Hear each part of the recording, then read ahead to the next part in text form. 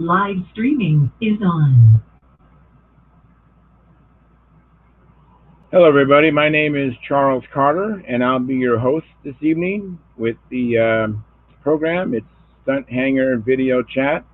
This is Friday, um, August 7th, and looking forward to having you join me here on the program, and we'll talk about aeromodeling, building, flying, competing, um, what you did in your shop, if you went flying or anything like that. If you have any questions, be happy to help you. And if I don't know, I have some friends here that'll join me shortly, and they should know. Anyways, we'd ask that you keep this family room friendly. Don't say anything you wouldn't want your young children to hear you say, so please don't say that here. There's also a super chat if you'd like to contribute to the expense of the programming. We really would appreciate it. I know Sparky would and Rusty would. And by the way, I'm just covering for maybe the next couple of weeks for Rusty. He's on vacation, uh, some needed time off, and to relax and enjoy himself. And so come on in here. If you are a member of Stunt Hangar, I just posted a link at the thread, and I hope that came out all right. And you should be able to get in if you have that link. And the other thing you can do is, let me see if I can pop out this live chat. You also can ask me questions on our live chat. So let's see, restore chat. And let me pop this out. Pardon me for a second. Pop out chat.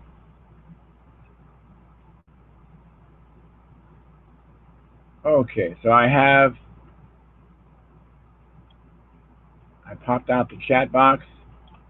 So hopefully everything is working. Let me see if it's on YouTube.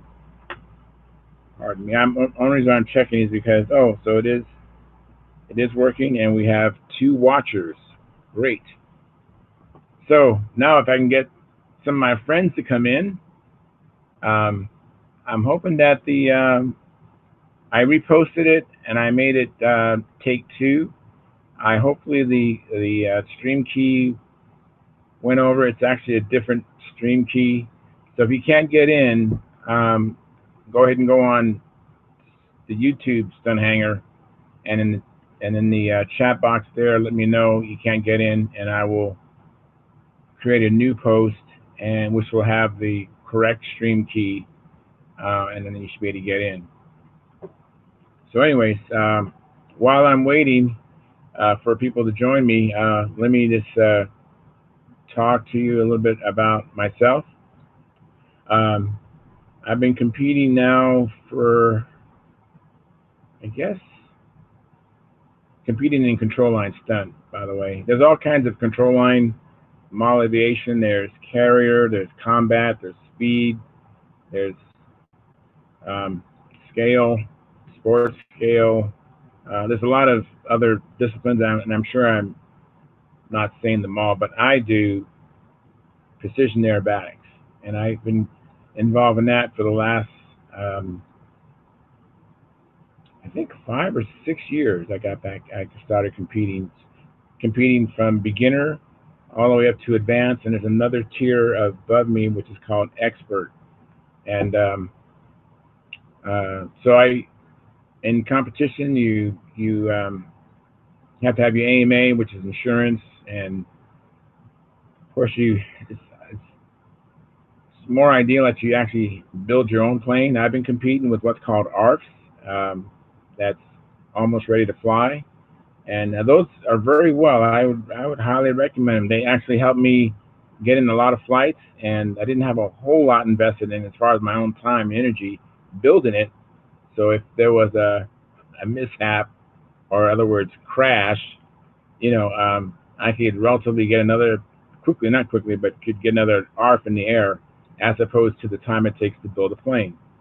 I've been building a new plane for hopefully, if we have any contests uh, this year. I mean, I'm hoping to go to the Golden State Stunt Championship, which is in Madera, California, and I know that there are some potential other contests on the other side. Um, I know that I'm not sure if there's been a lot of postponements, a lot of cancellations, obviously with COVID-19. But I'm building a plane. I call my name is the name of the plane is called Precious Balsa. That's my name. I'm calling it Precious Balsa, but it's a modified Strega, um, which is similar to the one I've been competing with in the past. I was competing with a Strega ARF, which did not receive any appearance points. So I basically would start the contest behind, behind whatever my competition had. If they had 17 points or more, the maximum appearance points is 20. Um, you're starting at a disadvantage. You have to actually fly well and then overcome that deficit that you started with to win. And it's been very difficult because in advance we have some really good pilots, particularly here out here in the West Coast. We have some really good pilots. Um, anyways, so it's been taking me some time to build this plane. I've had people encouraging me, have you done any work on the plane? And with life, I married and I have three teenagers now. Um, the last one just got into her teens. So, and I have and my wife is disabled and has some health challenges. So I'm pretty busy, and so I'm every moment I can get, I will try to uh, screw get into the garage and work on my plane. Sometimes I'm actually working on something to help work on the plane, so it's not always work on the plane. And I have a show and tell I want to show later on, which is something I've been working on. Looks like I have no one in the chat. Um, if someone could chat something, I would really appreciate it. Let me just type in here. Um, hang on a second.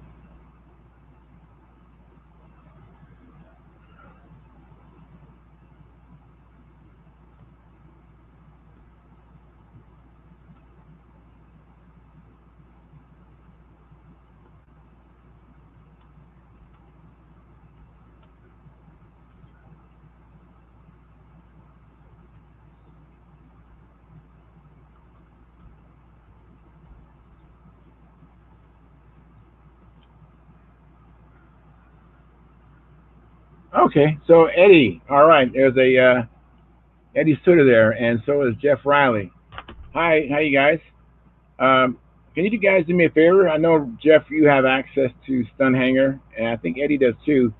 Can one of you tell me if the thread in at the bench is malfunctioning or if it's not working, and I can go ahead and repost it. All right, and Gerald Wimmer. Wow, fantastic. I haven't seen you, Gerald, in a long time. So somebody please let me know if the link in Stunt Hangar is working or not, and I can fix that. But in the interim, thank you very much. I have three people in the chat, and let's see here. How many people are watching? I think we have 7 watchers. So I haven't put you all asleep yet. So at least, I don't know, you could be asleep and the computer is just watching you. But anyways, I hope that works out, that we find out what's going on. Usually I have some guests by this time.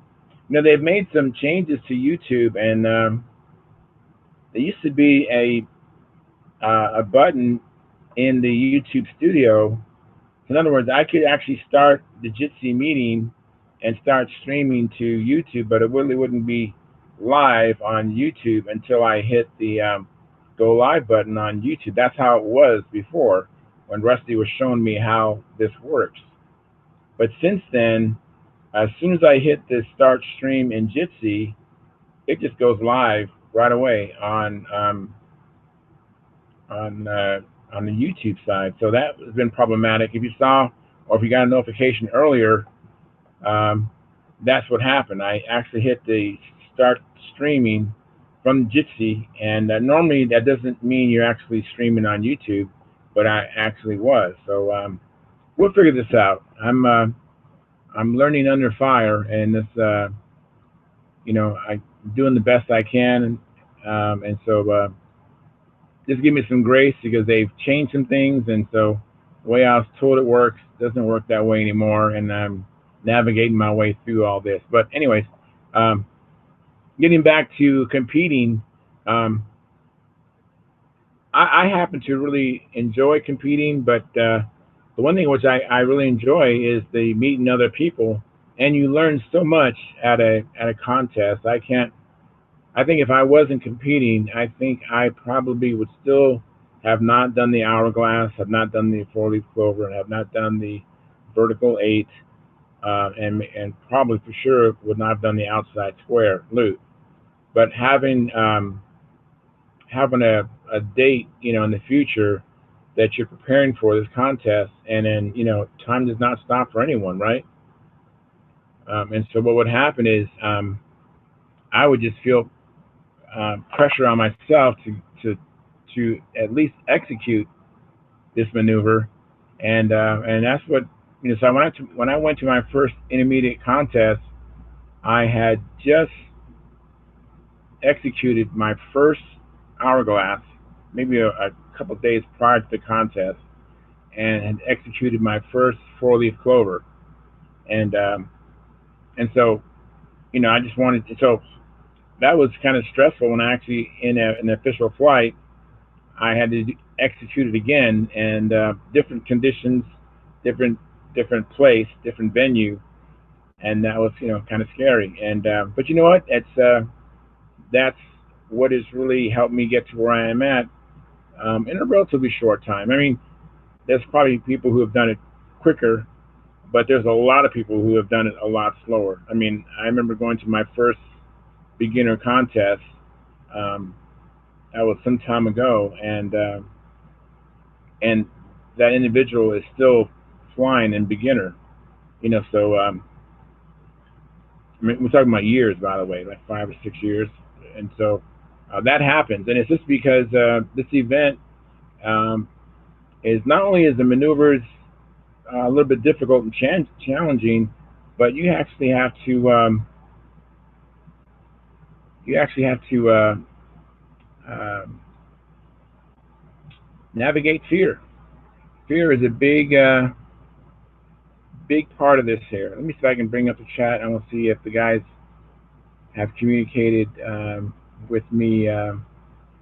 Okay, so looks like let's see here. I'm sorry, I'm turning to my other screen. So um, let's see here. I'm trying to read the. So some of the comments. Gerald said he'll join me soon. He said Gerald just said Charles, the Jitsi link leads to another meeting where the others are now. Okay.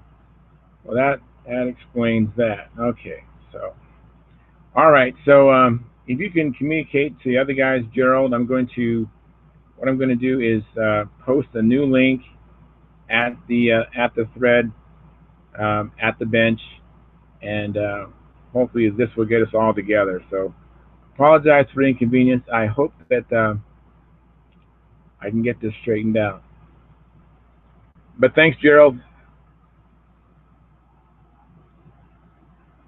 Okay, and Ed Carlisle, you said that you've got no camera yet, so you'll just be in the Hangout. Great. Hey, I appreciate you hanging out there. Um, so let's see. And Total Tech, you said you can't hear me. That is interesting. Let me check something. Um,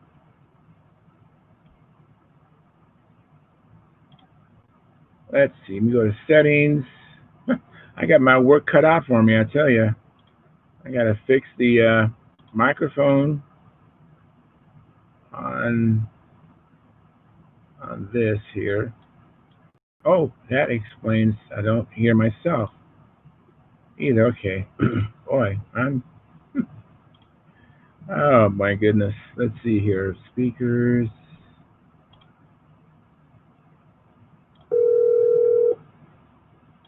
Okay, I think that might have fixed that. Totally Tech, can you tell me now if you can hear me? Hey, Dennis. Yeah, the posted link. Oh, it does work great. Got 7 folks in the chat. Missing one very important one. Hey, you're missing me. Yeah, that's a different meeting, obviously. Um, well, I'm streaming to this. This is streaming to YouTube. So I'm gonna go to Stunt Hangar, and let's see if I can fix this.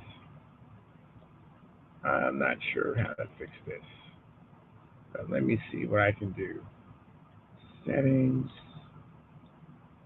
more. Okay, that's not there. Invite more people. Okay.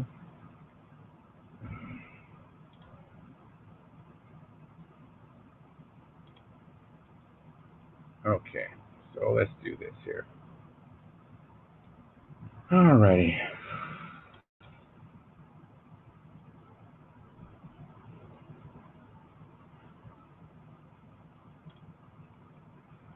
Alrighty.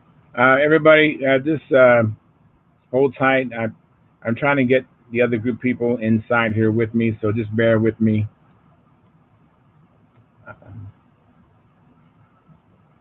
I'm looking on another screen, so that's what I'm doing. So hang on a second. Let's see here. Let's go back. Okay, that did not work. Let's do another. I say that.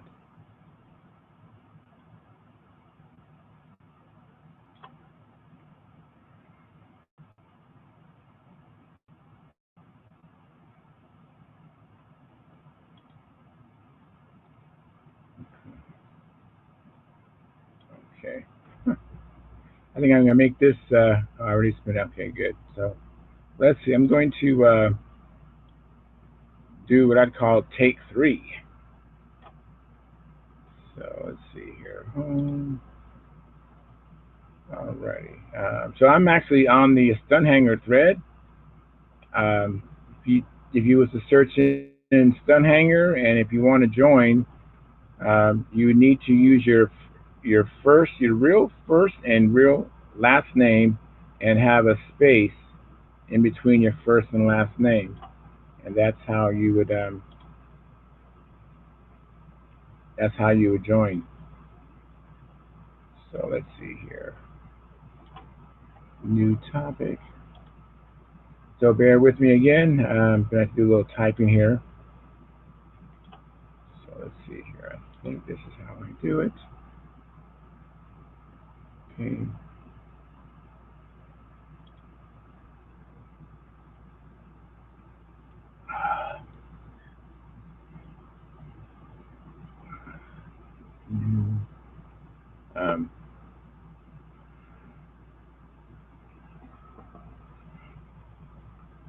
Um, just a second. Okay, hang on.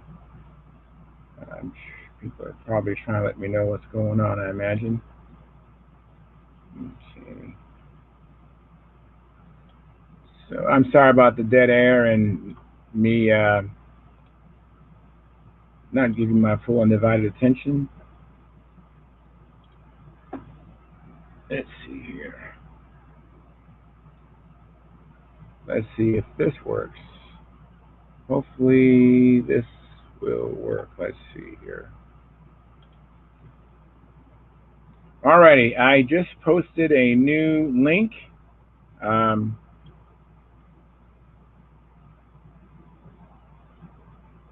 Hopefully that will work, and I'll have some company.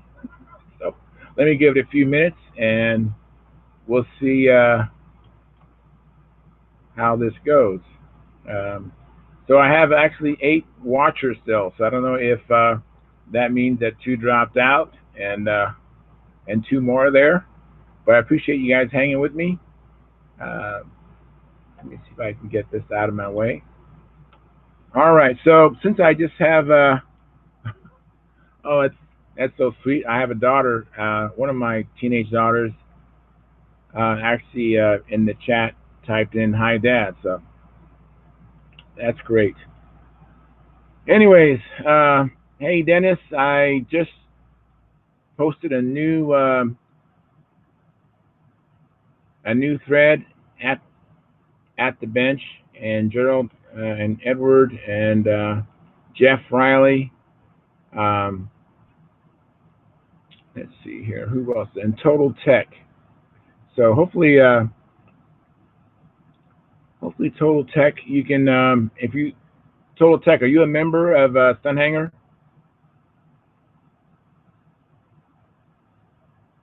If you would just type in the chat box, let me know. Now we have 11 watchers. So all right, where was I at? I'm just going to kill some time while I'm waiting for some people to join me. I was talking about competing and the ARFs and how they served you well. Oh, you know what? One question I get from people at the flying field all the time, especially those who aren't familiar with this hobby.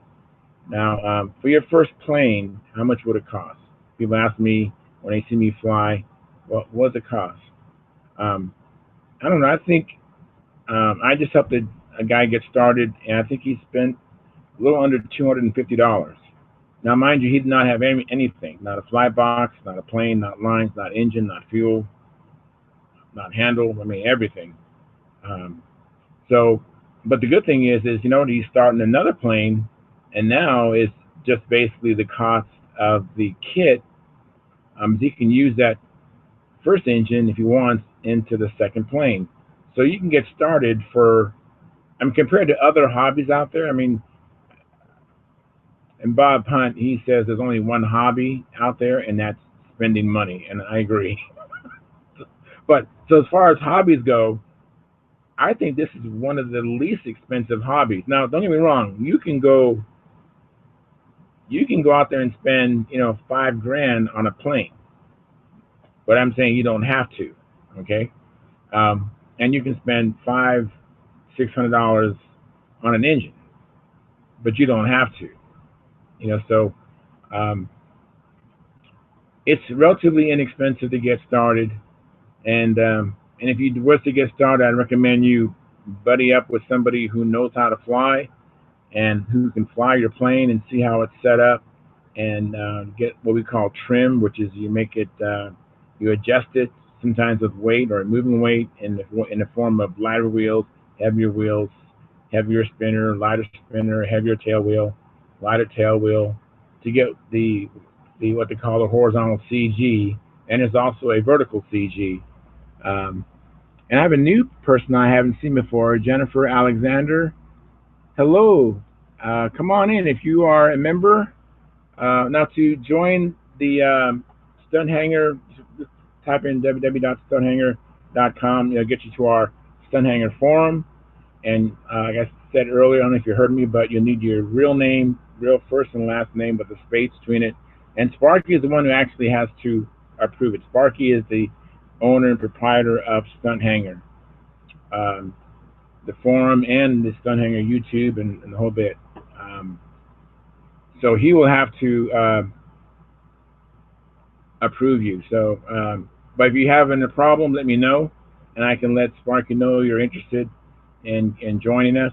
We don't have too many females. I know that one of our regular guests, Steve Hines, his daughter flies, and there was a gentleman, John Paris, his daughter Grace used to fly, and there have been other females, women. All right, my first guest. Who is it? I think this is Rusty, right? Yeah, there's a whole bunch of people watching you on They're able another. to. Are they able Yeah, to watch, or are they just talking amongst themselves? all I see is you talking and there a bunch of people in the chat box. Let's Yeah, see what. that's what I have here. But Dennis on the chat box said that there was a bunch of people in Jitsi, and so the thread, I don't know if I told you, but earlier today, um, when I was in Jitsi, I hit the start stream, and then automatically went live, unbeknownst to me or unexpectedly unto me. So I stopped the stream, and so I thought I could just restart the stream later on. I guess that doesn't work, obviously. Does not work that way. So I went ahead and I believe I typed in a new thread, and I copied the information from inside Jitsi to invite other people, Mm-hmm. and so I was hoping that would work. So when I saw you, did you come in through Stunt Hangar, or how did you come in? I came in through the at the bench thread, so I guess it's working. Oh, great! Oh, that's great. So, Okay. and maybe you go into the if you want, if you I know you're on vacation, so don't worry. But I'm hoping that Dennis was on the chat, and I told excuse me, I told Dennis Adamison that I was going to create a new thread at the bench, and to let the other ones know so that they can come in and we can all be together. Okay. So, Okay. Hmm. yeah, I guess Gerald just says there's 10 people, um, 10 people in the other Jitsi meeting. Yeah, as a whole. Well, I hadn't looked at the actual. Let's see what I see. If the tab's still open. No, I don't see anybody in there except for the chat box. But not sure what I'm looking at here. Let's see.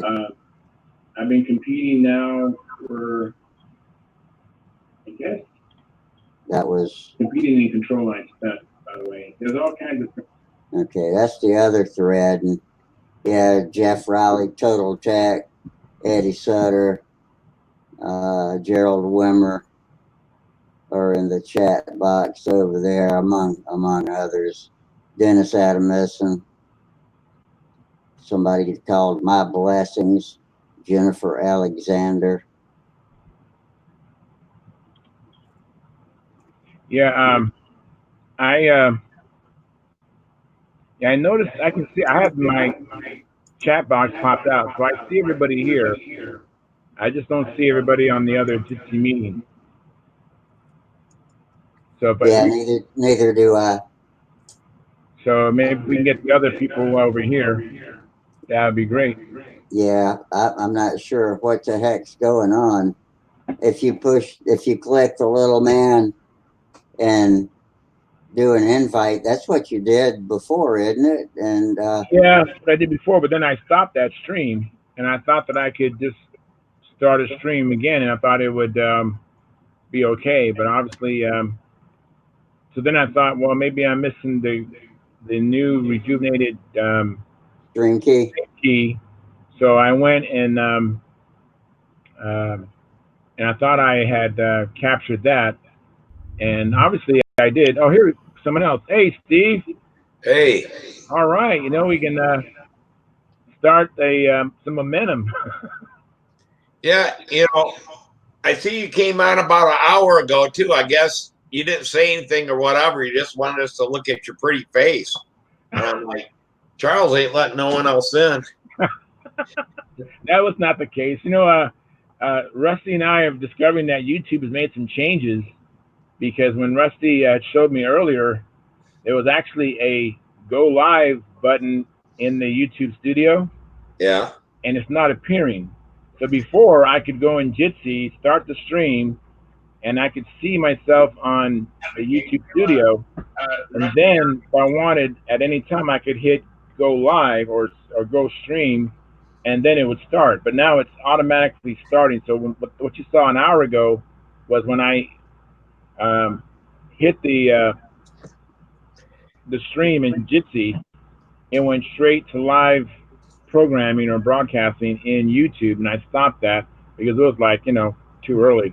Yeah. Gerald said that there's 10 people on right now. So There must be two of them going at the same time. There are. Somebody needs to go over to that other show on the YouTube chat and tell them to go back to At the Bench and click in the newest one. How do you get there? It should be a thread down below, the older thread. All right. Oh yeah, it's on. I don't know. It's on YouTube. Hang on, I'll go post a message over there. Let's see. I'll drop out and try to get over there and then come back in. I appreciate it. Whatever you can do, I appreciate it. Just try the threads at the bench, the one below. The latest one, which you came in, said new, right? That said new, correct? I just clicked on the first one. I don't know. I'll get back and look. Yeah, right, I'd have to go back and look. All right, you guys. Thanks a lot.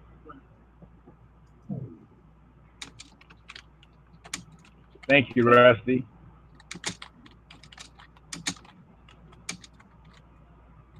Anyway, so I'll just keep talking. So anyways, for my 8 viewers out there and those on the chat, live chat, anybody out there in the live chat have any questions? Eddie says Rusty's camera is looking at. Yeah, it's pointed at the table. That's all right. Don't worry about it. All right, good. And then we have a lady named Jennifer Alexander, Rusty, in the live chat. So I've encouraged her to come in. And let me see here. Probably not a Stunt Hangar member. But she could be. I mean, she could become one. I mean, are you familiar with Total Tech, Rusty? Say what? I'm sorry. There's a listener out there on the live chat called Total Tech. I saw that. Yeah. No, I don't know who that is. Okay. Okay. I just type. Y'all all go back to At the Bench and click into the newest thread. There are 2 shows running. All right. Great. Thank you. What a mess.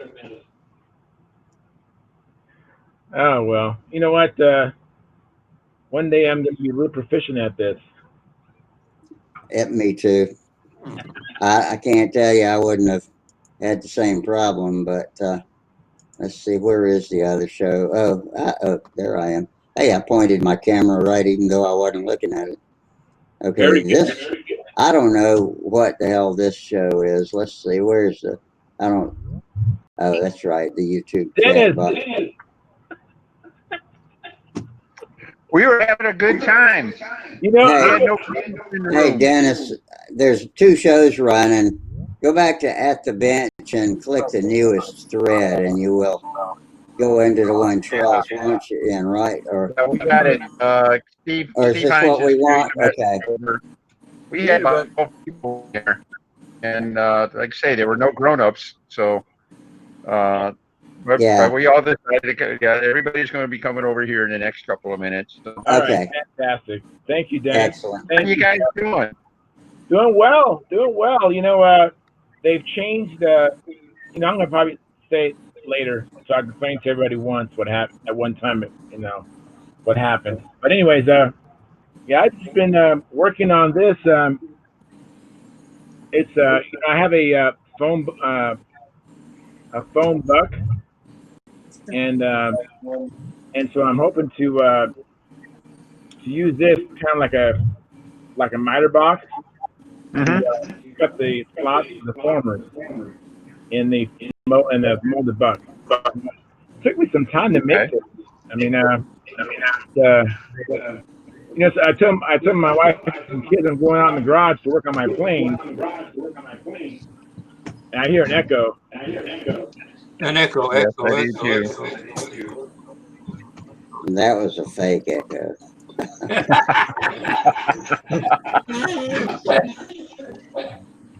No faking it. I want What? I hadn't looked at that. Oops, that was, I'm sorry, I did that. That was that other show I just clicked on. Yeah, it's, Jack Snavely just hadn't got the message yet. I'll repost it. Charles? Say it Is again? that just to cut the buck so you can make the formers? Yeah, it's hey Gerald, long time no see.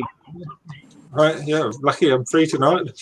Yeah, so I'm building a what Jeff has seen the everybody who I have their phone number. I've been texting them my progress. No, I saw the mold buck you made, but what's that for? This is to it's not finished. This wire, I'm gonna put like a dowel. Let me make my picture large so I can see what I'm showing. Yeah. Okay, so whoops. Okay, so you saw the mold buck, Jeff, already, but I Yeah. needed to cut the slots for the former, and this is actually off of Bob Hunt's I get it. I see what it is. True Fit fuselage. Yeah, He it's a showed this. okay. So you heat the wire up, and if you have like dowels on each end, I don't know if you can see this wire, but there's a thin wire here. I'll tell you a trick for that. Go ahead. Have you got an old car battery laying around? No, Hook some jumper cables to an old car battery. right? Put one on each side of that wire and drop it through your mold. It'll hot wire cut that buck like no tomorrow. But make sure you take that jumper cable off quick because that wire will glow red hot. Well, I don't think I need it to be that hot. I was just gonna use a propane torch, and I'm gonna put some wooden dowels on each end, and hold it with one end, and heat the center with a propane torch. And that's what's in Bob Hunt's book.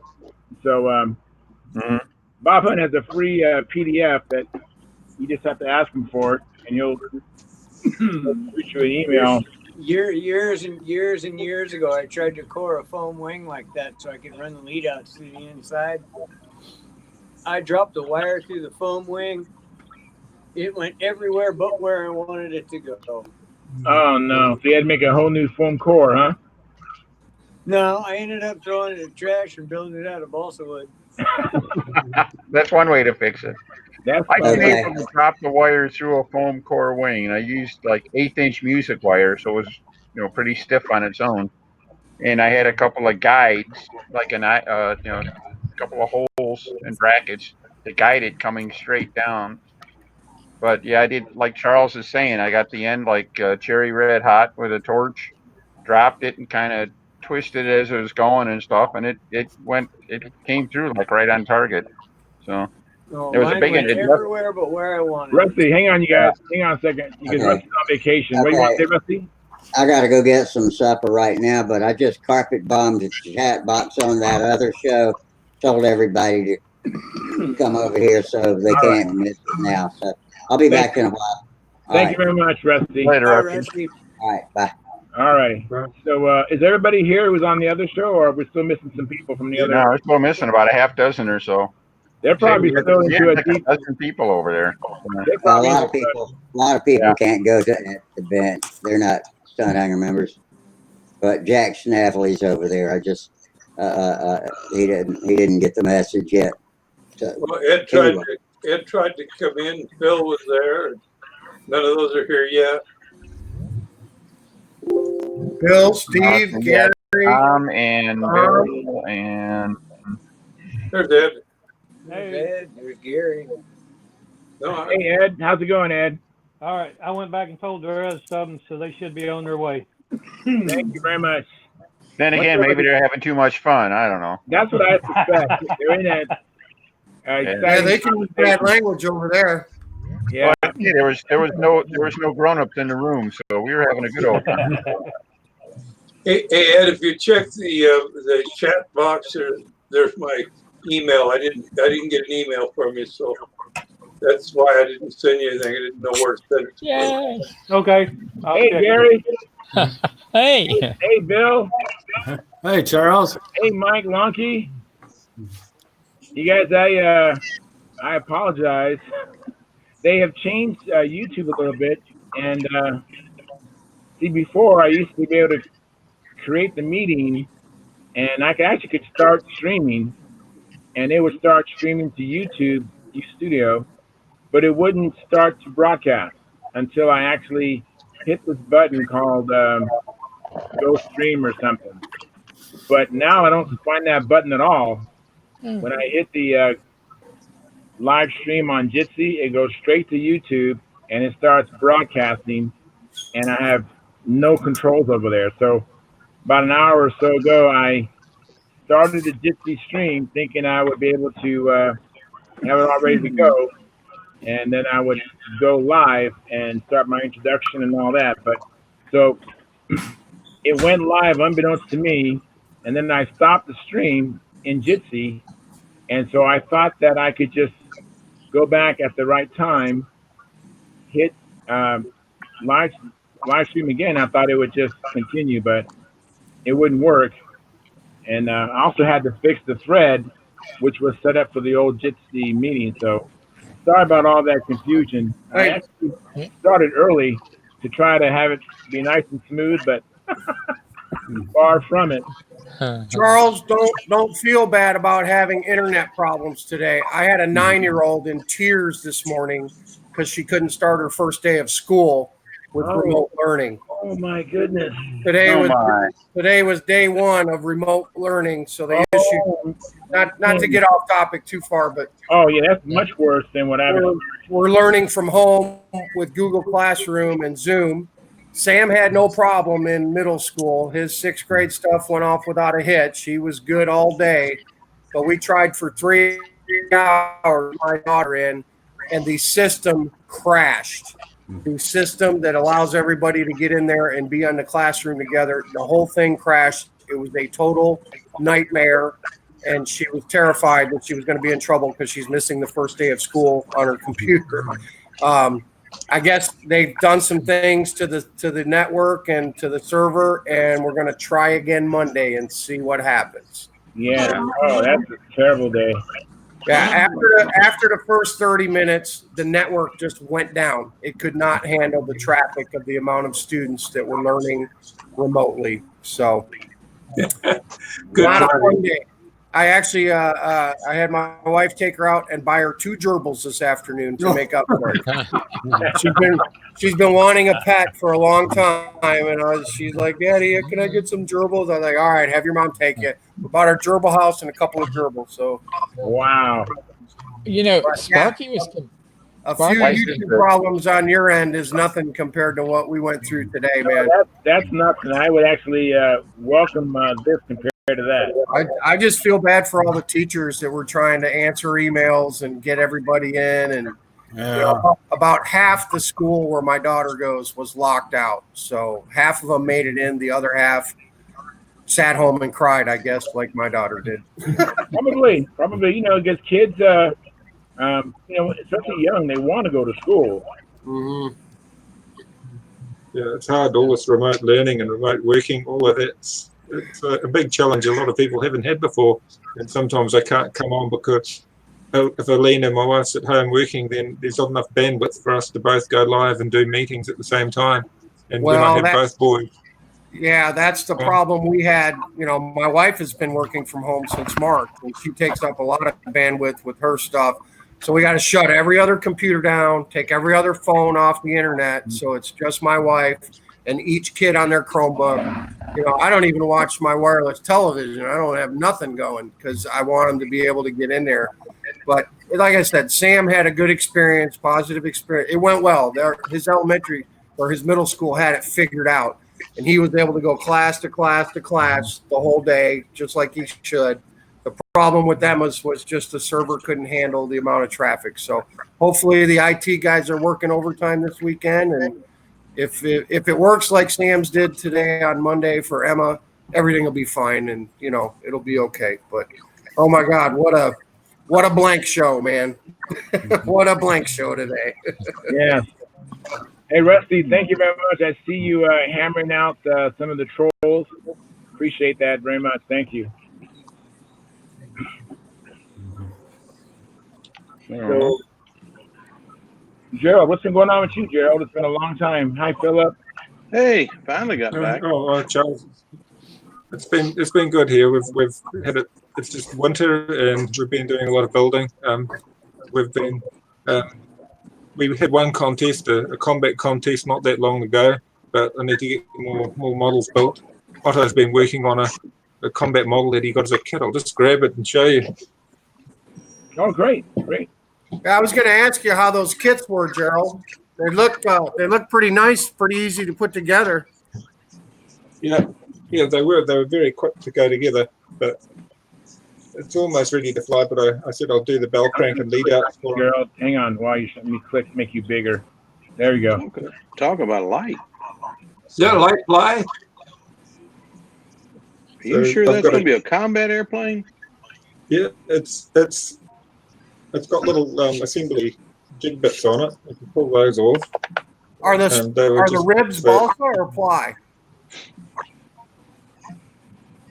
Try to move a little slower. It's all ply. The whole thing's ply. The whole thing's but ply. It's really light. The die. Okay, that might make it, but it's all laser. Golly. Yep, the whole thing's like 3mm ply. So what do you think all up weight? Nicely hollowed everything out. It doesn't feel too bad. Maybe another couple of ounces over a conventional model, but how it holds up in practice, how strong it proves to be, I don't know. But it's a new idea, and I thought we'll give it a try. And some of them use a bolt-on bearers, but Otto got keen and glued the bearers on before we had covered it. Normally you put the engine bearers on, the alloyed bearers, or in this case wooden bearers on after you cover it. And you've got the choice of either a wooden tank or a bladder, so you can put your bladder in. The bladder can go on there, or you can put in a little wooden tank. You make up a little wooden plywood tank. But he's put the holes in the wrong place as well. Otto's put the holes, he's got one hole there and one on top, I think. But I can re-drill the holes anyway. Yeah. So how'd you find that guy? Is he a Russian guy, Ukrainian guy?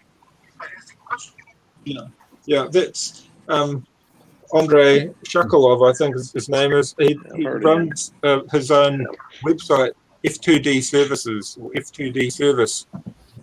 And he sells the Fora engines and a lot of the gear. We'll just use an old Fox 15 on there for now. Just try that out and see how that goes. A Fox 15 BB. There you go. Yeah. We'll probably need a little bit of tail work, or I'll have to change the tail moment to use our normal 15s. Our normal 25s. We normally use a Magnum 25 GP. That's the normal sort of setup I use. Hang on, let me click on it again, Gerald. Hang on, I thought you was done. Here we go. Yeah, we're either using a 25 like this, a 25 GP. That one's got a little header style muffler on it. Oh, nice. The CG bit. So that's one setup with the little header. It's very tidy setup, and that way you can control your CG better. Otherwise, the other setup that I use with it is the little stack muffler, because we need to use a muffler once we're over a 15. And that setup works quite well. But it's more nose heavy with that setup. That one's still got the streamer attached and needing some repairs from when we were flying it last time. Yeah, well, at least you had. With this one, I've just used the. Looks pretty good. The RC carb with the metal angle back, which works quite well. And that one's got a plastic tank, and it runs off muffler pressure. So it's a little bit different. The plastic tanks were made here.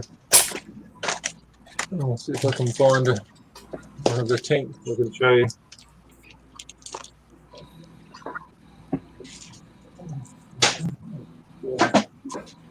They've got a tank sitting around here.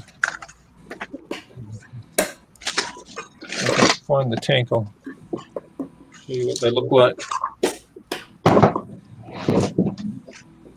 Here they are. These are my tanks. These are, instead of a bladder, if you're running muffler pressure, this is another option that's quite convenient. I wish somebody would mould a large version of this for stunt. This one hasn't been cleaned up. But you've got your 2 outlets at the end, and you just run your fuel. So that's the back of the tank there. And you've got your 2 outlet tubes there with flashing on it that need cutting free. Is that just like injection molded plastic? Yeah, they were made locally here in New Zealand. What you need to do is tell the It's guy like that molds that what Casminato gets for a tank, a carbon fiber tank. It might renew his interest in molding some of those big enough for stunt. That's true. Yeah. No, there are a couple of little things out. Oh, thank you. Now I see it. Okay, it wasn't clear before, but now it is. Thank you. I looked up Kaz's tank the other night. Wow, I can't handle that. Wow. Yeah, these were quite cheap. They're like cheap. Yeah. But otherwise, I've been using ladders for a lot of them, and ladder in many ways is easier. But my boys like the suction feed or the pressure tank because it's easier for them to start it than a bladder. The bladder you've got be a little bit more set up and prepared to close off the pressure line. And now. Very, very nice. We got the bright idea of putting a bladder tank on an 049 stunner. I wanted to see what would happen. What stunner is that? This particular one was just a throw together. It was just a piece of this and a piece of that. I call it the accumulation. Everybody else calls it the yuck. But anyway, it was just something we take out there and let people try to learn to fly on. But anyway, tried a bladder tank on it, which was a mistake. Because that old motor that didn't want to run for anything for so many years suddenly decided it wanted to run again. And I had it in the hands of somebody that really wasn't that practiced, and it about screwed him in the ground. Oh, wow. But I about got eat up. I touched the prop twice while it was running, trying to get my hand out of the way of the. You have to pinch off the fuel line to get the motor to start, or it'll flood itself. So you're sitting there trying to hold it and spin that little prop, and then the thing finally takes off, and you let go of it, and you get your hand out of the way. Well, it sounds simple enough, but I'm not that coordinated, I guess. Yeah. I mean, I didn't get cut, but I realized I touched it twice. I love bladders, man. That's my favorite fuel system. Yeah. Bladders, way to go, man. We just Mike, you need the little clip. The little clip that they normally use on the combat models makes it very easy. Well, see, I wasn't that smart. Yeah. I wasn't that smart. I didn't know about that, but I'll know next time. Yeah, that's what I have on mine. I have that clip. Yeah, it has that thing in the middle that slide back and forth. Yeah. That's how I know next time. You just pull it to the end, start it. Pull it to the end with the starting. Once it's running on a prime, basically, then you if it won't start, then put it straight back in the clip. As soon as it lands, straight back in the clip. Yeah. Right. Mike, you and I got to get together in Atlanta because we got to have a talk, son. Yeah, that's fine. And I just want to show you real quick too. Now this is a stunt model, but let me make you larger, Mike. Hang on a second, Mike. Big. This is a stunt model, but we hold our combat planes between our legs, just like I'm pinching the wing right here, especially on a foaming. It's real easy. And then, like Gerald said, we have the clip. You take the clip off, and I'm pinching the fuel line right here, and I can still hold the nose of the model, and then just pop, hit it, and as soon as it starts, I can grab the wing and let go. I mean, it's literally boom, let go, and then you can take the model out and go. But it's a little unnerving the first time you put a model between your legs like this. But as long as you got control over the nose, you can do everything you need to do and get the model going. So yeah, I'd rather have a vasectomy in a doctor's office. Me too. Yeah. I was going to say that reminds me of the pictures I've seen of the guy starting the chainsaw, holding it between his legs. Yeah, that's exactly what I was thinking about. Yeah, that's it. You have to understand though, Mike is on a little different wavelength, but he gets the job done. Planet. He gets the job done. That's exactly right. What is it you're wanting to do in Atlanta, Phil? I'll just aggravate you, give you a hard time. Oh, you want to fly some combat, or you want to fly a No, 100 no. mile an hour combat plane or No, something? no. I'll bring one for you. Son, I flew an 049 that screwed me in the ground so bad. I said the combat flyers got this to themselves. I've had a Voodoo since I was about 12, 14 years old. And I always had a Red Hat 35 on it. Well, I flew it, didn't have any real problem with it. I got the bright idea. I've got this Combat 35 Super Tiger. I wonder what it's like to fly that airplane on that with that motor. I still got a tank, a suction tank in the wing now from 1960s. When I landed the plane, Looper walked over to me and he said, "Are you going to walk out of the circle or not?" I said, "As soon as I can tell which way's up, I'll be happy to." Well, Wow. I'll give I've you never the been so same. drunk in my life. I'll give you the same advice I give everyone else, man, that wants to fly those hot combat models that haven't flown them since they were a kid. The best thing to do is just plant your feet and fly the circle from here to here. Don't spin around. Just do a big 8 there. Do a big 8 there. That's what I started doing. Big figure stand 8s. in one place and fly the whole tank out like that. Don't try to do that. But Well, I wish I talked to you before I did it. Even if you're right-handed, which you guys all fly backwards to me, you can still go way over here without turning your body and bring the airplane back, and then you go way over here. You've got more than 180 degrees of the circle you can use just by swinging your arm, and you don't ever have to turn your body. So that's my advice.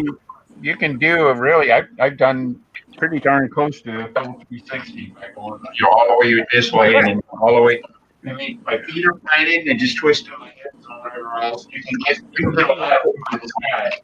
Well, the other thing you can do too is vertical legs. You can just sit there and fly it. Yeah. Do a big loop. I flew every kind of around behind your head and bring it back, and just keep it right out in front of you the whole time, and do vertical 8s the whole time.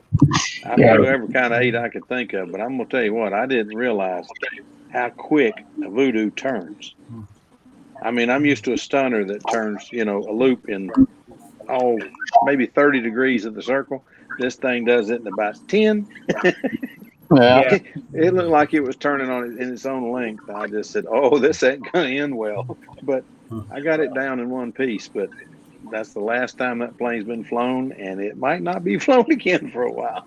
Well, that's a shame. That's a shame, because that airplane is going to be very unhappy just hanging on the wall, man. That's right. That's not happy. Ooh, I'm telling you. I'm telling you. I don't think that fast anymore. That plane is too quick for me. One idea my brother had, he said, go and play some video games, just speed up your reactions, play some video games. I'm not a big video game person, but my son Otto enjoys the video games, and his reactions are really good. But the other day I got my 36-powered, Magnum 36-powered one, and I said, okay, I'll give you some fun, and I stuck it on 52-foot lines.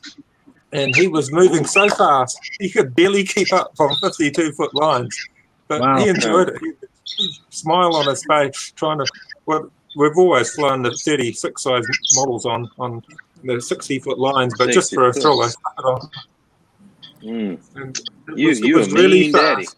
You a mean daddy. He wanted a bit of fun, and he got it. The beaming smile from ear to ear was something else to watch. He really enjoyed just the thrill of it. Yeah.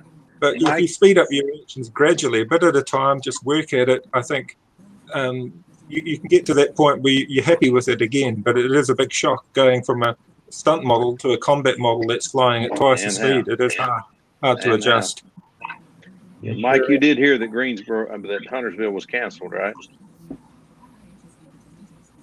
You did hear Huntersville was canceled, right? I had my mic turned off because I was drilling. No, I did not hear that. October Huntersville is canceled? Yes, sir. What I heard tonight, Terry McDowell called me about an hour ago and told me it had been canceled. That one's canceled, and another one we'd planned to go to is canceled. So it looks like the only one we're going to have in this area is going to be Atlanta. Well, let me ask you this. What about Zachary, Louisiana, or Arkansas? That's typically the same weekend as Huntersville. Are either of those going? I don't know. I didn't even know that Huntersville was out until Terry called me tonight. Okay, Arkansas is the same drive as Huntersville is for us, but it's always the same weekend, so I've never gone. But if those boys are going to have it, we'll go to Arkansas. And if not, the Baton Rouge guys might be going because they have a contest that weekend as well. And if that doesn't pan out, that's the weekend all my buddies are doing a 3-day, 80-mile float down the Duck River. So I might be just going canoeing for 3 days instead of flying airplanes. Where do they fly in Arkansas? I got a brother that lives in Bentonville. It's in, I just said it. What did I say? Didn't I say it? Mike, I didn't think you were as old as me. CRS is real, brother. What is Arkansas? It's the. It sounds like CRS to me. Can't remember stuff. I'm the youngest guy here, man. Shut up. El Dorado. Okay, I'll have to look that up and find out where it is. El Dorado, because when Huntersville canceled their May contest, we were going to go to El Dorado because they do a spring meet too in El Dorado. Same weekends as Huntersville, May and October. And we're like, okay, we'll go to El Dorado. And then a couple days before, they canceled El Dorado. So. Yeah, this has been the year that wasn't. I don't know. Yeah. Well, that's the bummer. I'm glad Sam wasn't in here to hear that. I'll have to break that to him later because he loves that Huntersville contest because we get to fly combat and stunt. We get to do both there. You know, I love that contest because it's my local contest, but I also love it I get to go watch the combat guys screw themselves in the ground and then go watch some Navy carrier. It's the only place I get to see Navy carrier flown anymore. I used to love that stuff, but I haven't flown it in 20 years. Yeah, it's a good group of guys for sure. It really is. So I've met a bunch of good people in this crazy hobby. It's met a lot of people. Alan Brookhouse, Bill Werridge, Bob Hunt. Met them all through the hobby. Oh Lord! So you just most of you characters I've met through the hobby. So, well, all of you I've met through the hobby. Most of you I've met. Are your gerbils dead yet? Did the cat get them? Did the cat get the gerbils? We let them go in the bathroom. Okay. All right. Oh Lord. Okay. Bye. Good night. Good night. Hang on, John, let me get Ed C's attention. Ed, down there, I know your camera's not working, but you can still be part of the conversation with your microphone. If you click on the microphone down at the bottom, it should make it unmuted. And then you can talk, and we just can't see your face or anything like that, but you can still participate. Hey, John. Oh, sure. Hey, Where'd you say you posted your email? over in the chat box. Well, I got off my phone and went on the computer to get to the chat box, and I didn't see it. So. Okay. It looks like you're on twice. Huh? You got a black box with your name on it too. So is it there? Is that you? Wait a minute. Is that you? No, that other Ed is not me. I think that's Ed Carlaw. Yeah. Mine's listed. My mistake. I'm sorry. That's all right. Yeah. Hey, Dennis. Yeah. Just looking at that push rod and that guide. So if the guide was here, the push rod was going through it like this. Yeah. So it's not straight. Oh, that could be. On that P40. It was about 1/8 of an inch low, and it was pushing it down like that. So I just moved it up to straighten it out. I think that's all I'm going to have to do. Yeah, the push rod was bent going through the guide. Yeah. Hey, Ed, How to make a difference. are you able to get my email off the chat box? Not off my phone. No, I can't pull up the chat box on my phone. Wait a minute. Let me see. Hold on. Let me try here. We'll get on the computer in a few minutes and try it. I can't get to it on this either, but I think I can on the computer. Can you see it, Dennis? The chat box is empty. It is. Yeah. Hey, Dennis, By you the going way, to John, Dayton? I sent you that file you were looking for too. I don't know if you had a chance to peek at your email or not. But Dennis, you going to the Dayton contest? I am not. No. Not unfortunately. Yeah, John. I talked to John Paris. He was on his way there today. Should be there now. Okay, I got it, John. No, gonna be hanging out. Gonna be hanging out with my girlfriend this weekend. So. Oh, okay. That's cool. And she'll. I'm looking forward. It looks like I'm gonna try for Detroit, and I will. I'll be good for Sunday. Not sure if I can make Saturday yet. And then I'll try the rest of the weekend. When is Detroit contest? Next week. Oh, it's next week? All right, I'll try to make that. We might surprise you, Dennis. That'd be a blast. That would be a blast. So I wrote a short article in the Model Aviation about the 2016 free flight nats, and I happened to have the magazine pulled out, and I noticed this young lady on the cover. Yeah. And I looked her up, and I see it's Samantha. Can you show it again? I just made it larger, Bill. Yeah. Oh, yeah. AMA sent me like 4 or 5 of them magazines. Oh. Yeah. That's nice. And that was great to see Control Line on the cover of Model Aviation News.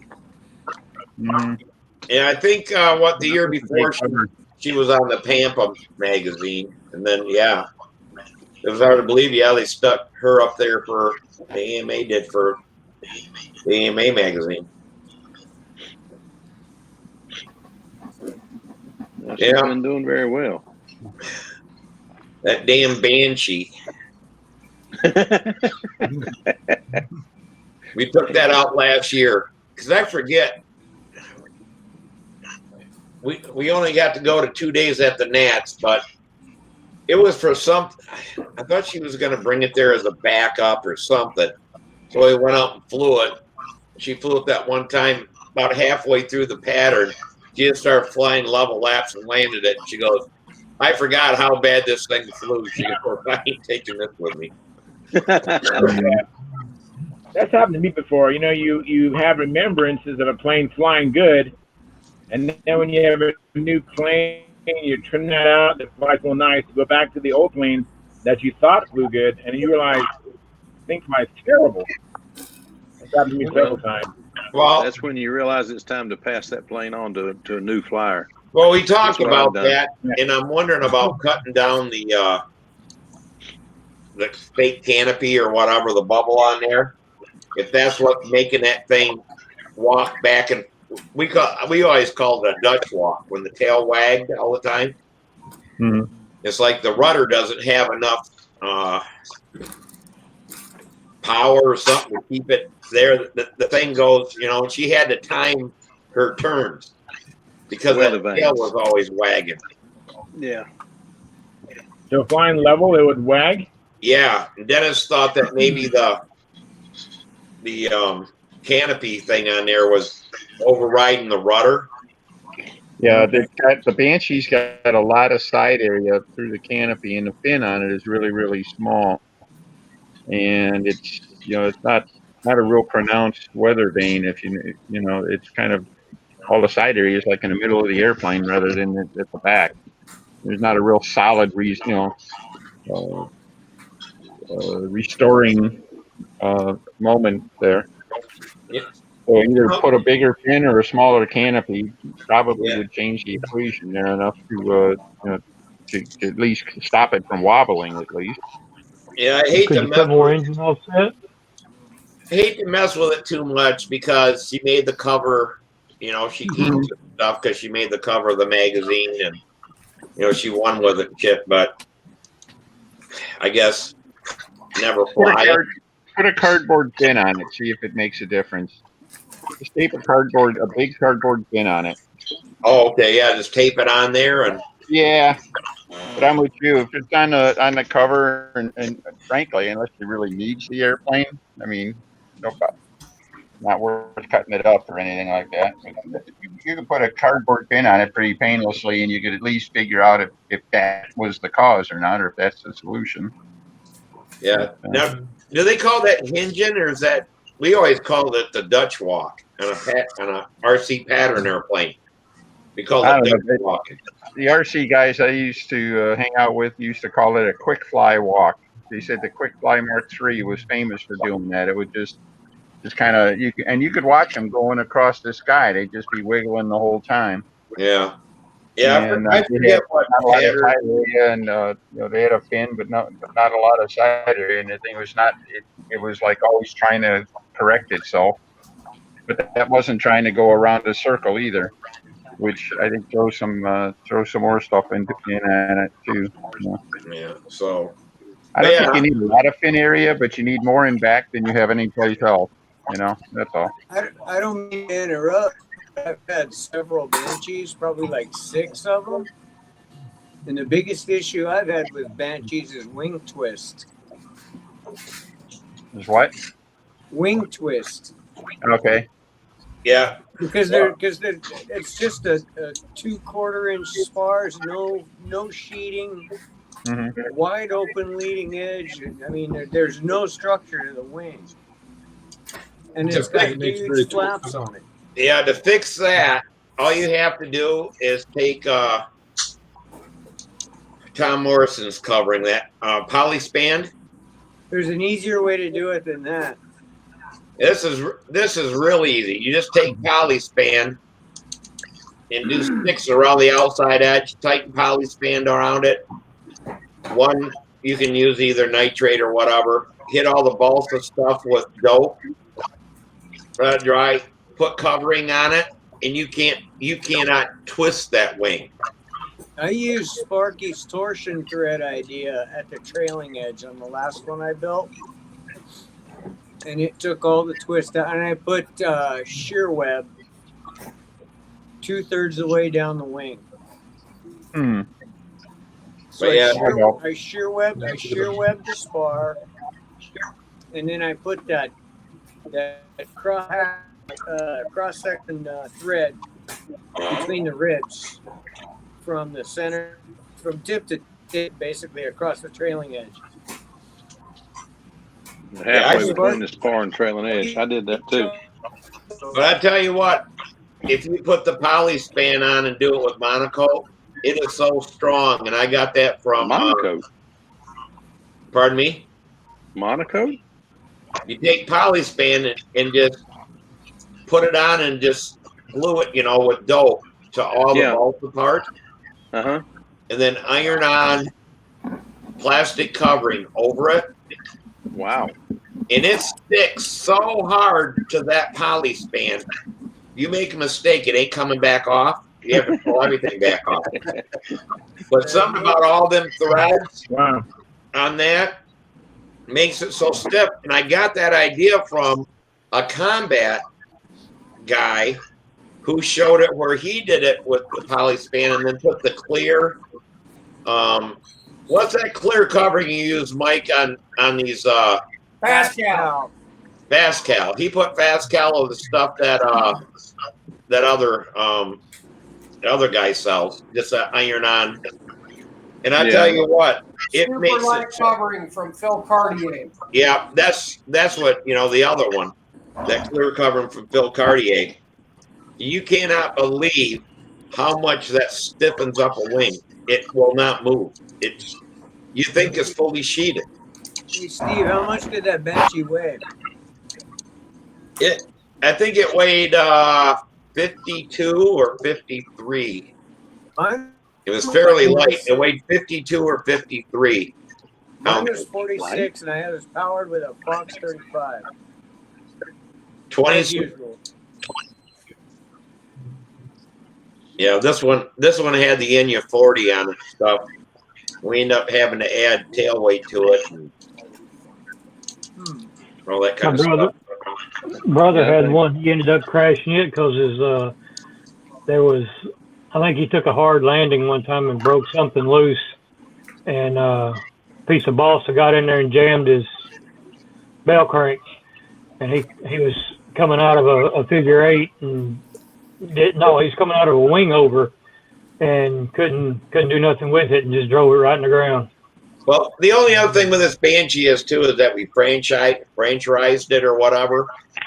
Move the wing forward in it to for using it. If you're not using the Fox 35, engines are heavy. We still end up adding a little bit of tail weight. But I don't know by moving the wing forward where that the canopy part of it is, if that really affected how that thing did that tail walk or whatever you want to How call far it. did you move it? Like 6 inches? Now I think you move it up 2 inches or 1 inch. I can't remember how they do that when they do the Banshee and the that other one. They do it too. I saw the franchised version of the Twister, and I'm like, no, I'm not even gonna I think try Sparky's it. trying to get in here. With the first Twister I ever built, anyway. Who's trying to? Oh, Sparky got him blocked. Yeah, Brian's brother's Banshee. We had a rock on the front of it. It was the Series 21 McCoy 40. Thing weigh a ton, but it runs good. But it's just heavy. But like I say, it was flying good except for that something got in there and jammed his bell crank. He had no control at all and drove it right in the ground. Looks like Sparky's working on the Bearcat. My very first Banshee was 35 year Fox power. I have one of those. And it was tail heavy to begin with. Well, I'll give you guys a tip. Don't take a brand new big bottle of thin CA and set it in your garage when you get a really hot day and it gets up to like 100 and some degrees. Because next thing you know, you have a brand new bottle that turned to some kind of a squeezy gel looking stuff. Yeah, and 3 days later you got a rock. Yeah, you got a rock. That's right. But yeah, I can't believe that brand new bottle, I used just a little bit of it. Took a shit. I should have brought it back in the That's the house. reason my wife gets upset with me, but my CA has a permanent. I don't use much CA anymore, but what I use has a spot in the refrigerator. If I'm not using it, it's in the fridge. Makes it last a lot longer. Right. Hey, Dennis, I got your email. Thanks. Appreciate it. All right. What's crazy is when the power went out here last month and I had to empty my freezer and take everything over to my mom's house, I found 3 brand new bottles of CA in my freezer. Yeah. I've got 3 bottles of gold like that. I don't know why I bought gold. Do you ever use CA for surgical dressing? Hey, Yes. Charles, did you start this meeting? Yes, Rusty. Rusty, Yes, Sparky. are you signed into the YouTube channel? Yes, Sparky. Yeah. You posted it on YouTube? I didn't post it. It just when I started the live stream and I had the YouTube studio open, it just automatically went live, and I didn't realize it was live. That's good. That's good. So then I shut it off. So you might find a little short one that's 59 seconds long. That one I don't know how to delete it, and then I finally got the second one on there. But I'm learning an awful lot, Sparky. I've had so much challenges, but I'm learning what doesn't work. That's for sure. Yeah. Don't believe that, Sparky. He did this and then didn't let nobody else in, so just we could watch him and his pretty face for 10, 15 minutes. What happened to Rusty? He's gone to dinner. Ah. Yeah, and he's getting ready to go on his trip, so I was going to help him out for the next couple of weeks. Okay, great. Unless you want to do it. No, I can't. All righty. You what? Yeah, he's been the last couple of weeks. I mean, the last couple of shows, Rusty's been and teaching me. But then YouTube changed the how it works because you used to be able to start the stream in Jitsi, and it wouldn't go live until you hit it live in YouTube. Well, now it goes live automatically once you hit live stream in Jitsi. It's already live at YouTube, and you don't Well, see a stop button either. right. I know they changed it because when I streamed from my OBS the other day, there's no, there's no buttons or nothing. It's just started Yeah. going. Yeah, yeah. So the last couple broadcasts are me not realizing I'm live already, and just then when I realize, then I'm just playing catch up. I'm already on my heels, and I'm trying to catch my breath. Right. Sparky, you flying the contest tomorrow? Yep. You gonna fly your new plane or? No. Gonna fly my Tucker Special tomorrow. Tomorrow's classic. Yeah. Is your big Tucker Special done now? No. Haven't been able to paint. John's got his garage all filled up with kitchen cabinets. No. So. Hey, Sparky, nice videos on the Bearcat. Rather boring. No, they're entertaining. They're fun to watch. Yeah, none of your videos are boring, Sparky. I hear you sometimes say, "Oh, you guys must be bored," and it's like I'm not bored. I love it. Even the standing. Yep, that's right. You're a glutton for punishment. It's got to be boring to you because you're used to building in 5 seconds. So you're gonna do a little more scale flying again, Sparky? I'm probably gonna do this. This is a big airplane. It's huge, and Al says they weigh 80 ounces plus. That's way too much for me. So my thought was is to put a servo in this and a receiver and fly this in fun scale. What plane are you talking about? That great big Bearcat. That Bearcat don't weigh anywhere near 80 ounces. If it weighs 80 ounces, you put a 2x4 in it or something. That Bearcat he's building is huge. The fuselage I've got one. 6 or 8 inches BBQB around. with a Sato 72. Right. What'd yours weigh out at? Mine isn't finished yet, but it's nowhere near. It's the structure of it unpainted is 23 or 24 ounces. It's not heavy at all. There's nothing there. Very good way to. There's nothing there. It's 332 balsa in an oval shape. I mean, it's a pickle barrel, but it's a wing and a pickle barrel for a fuselage, and then the stab and tail are all just 1/16. You'd be surprised how little wood is in that airplane. If you can find good wood, it should build. He said his was 18 ounces. I didn't come anywhere close to that, but if it's 80 ounces, something bad wrong. Sparky, put it together and weigh the parts before you put it together, and then decide whether you want to do that or go fly scale with it. Because I've been out and watched Al fly his, and you will like it. Al told me his airplane weighs 80 ounces. He had it on the scale the last time I saw it. Al traditionally built, he never built light airplanes. I don't know, 80 sounds higher than, Well, his critical mass is in the hundreds. The thing I'd like to see is I'd like to see the Sparky treatment on it. If Al built it at 80, I'd put you in at 50 to 65.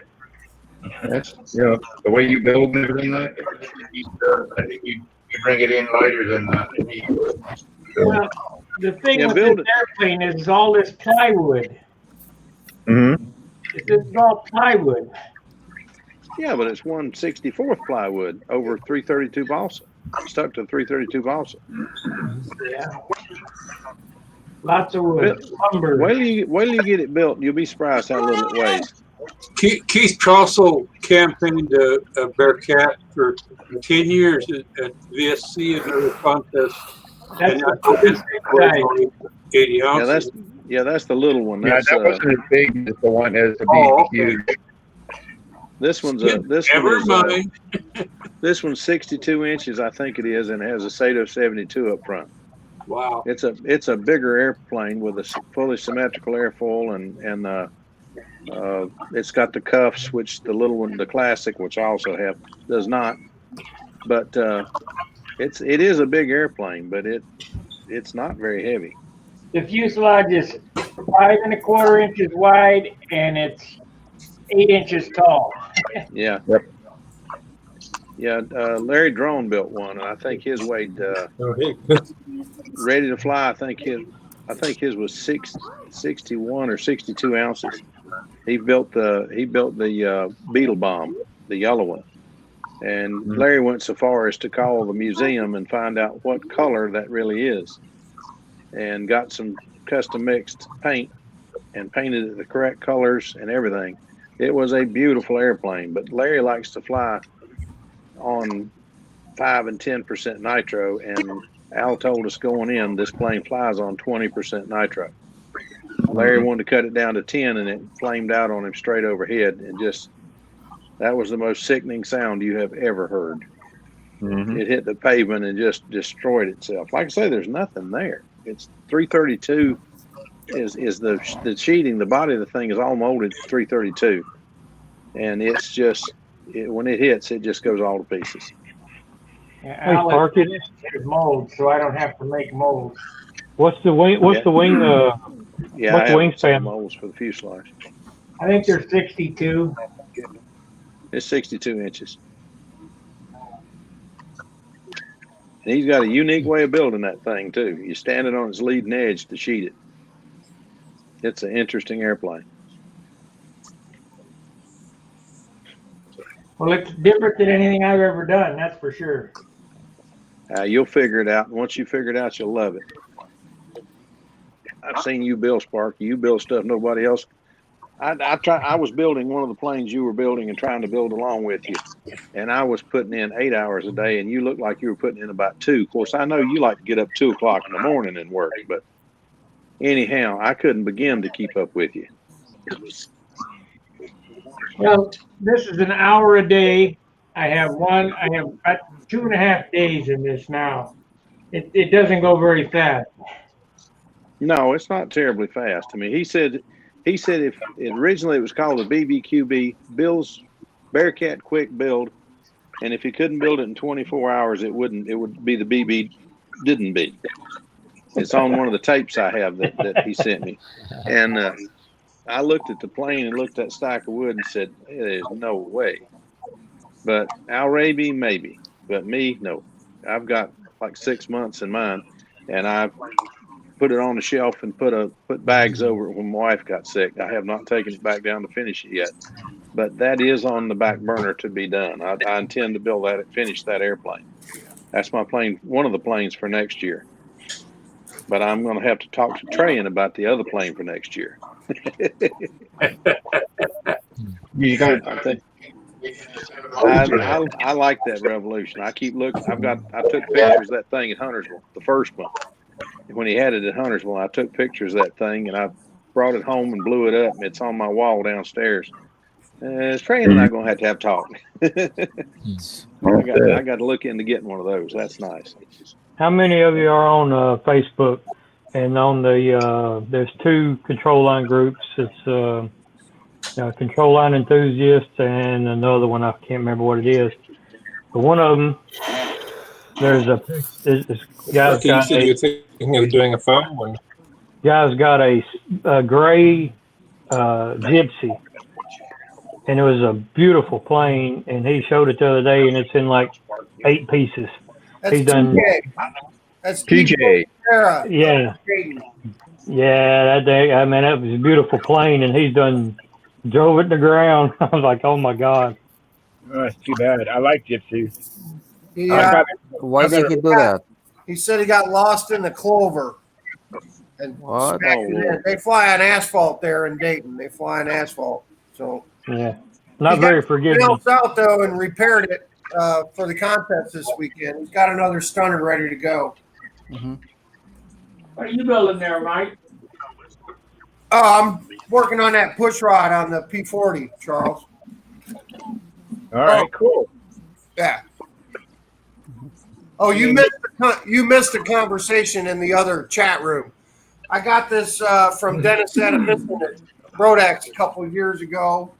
He sold it to me for Sam, and we flew it a couple of times, but it was first time we flew it, it sounded like the damn engine was coming apart in it because it had this high-pitched squeal.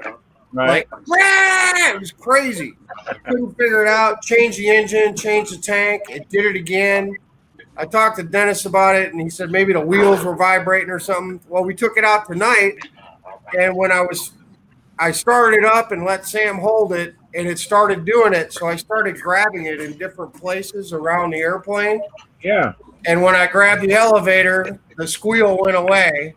So we isolated it to the push rod and probably the push rod guide because it was bent a little bit. The push rod was going through crooked, and it's just that little washer, you know, the Brodak deal. Yeah. So I think that's going to be the fix. I hope. Oh, very good. Yeah. Very good. If you don't ever have a push rod guide, you can use a diaper pin. I usually use cotter pins, Sparky. That's my go-to thing, but this one was already assembled with Brodak hardware, so it's a threaded bolt with a washer soldered on the end of it, what was on there. And I actually broke it when I was trying to move it and adjust it, so I just used a slide connector line clip and put it in there. The big end of the line clip, and then ran it all the way through. Cut the other end off. That's going to be the new push rod guide. I'm epoxying it in right now. Very cool. We'll see. Are you guys gonna make it to Georgia? Yes. Yes, we'll be there. Cool. Yeah. Phil, if you only can fly the plane, same for you, Mike. I may take you up on that. We're going to come down. I made the mistake of letting someone have a couple of my planes, thinking that I have 4 new ones that are in primer. And between taking a week off to go see my daughter and getting so sunburnt, actually windburnt, that I haven't done anything this week, I doubt I have a new airplane down there, but I'm sure going to try because I don't have the old ones. I gave them away.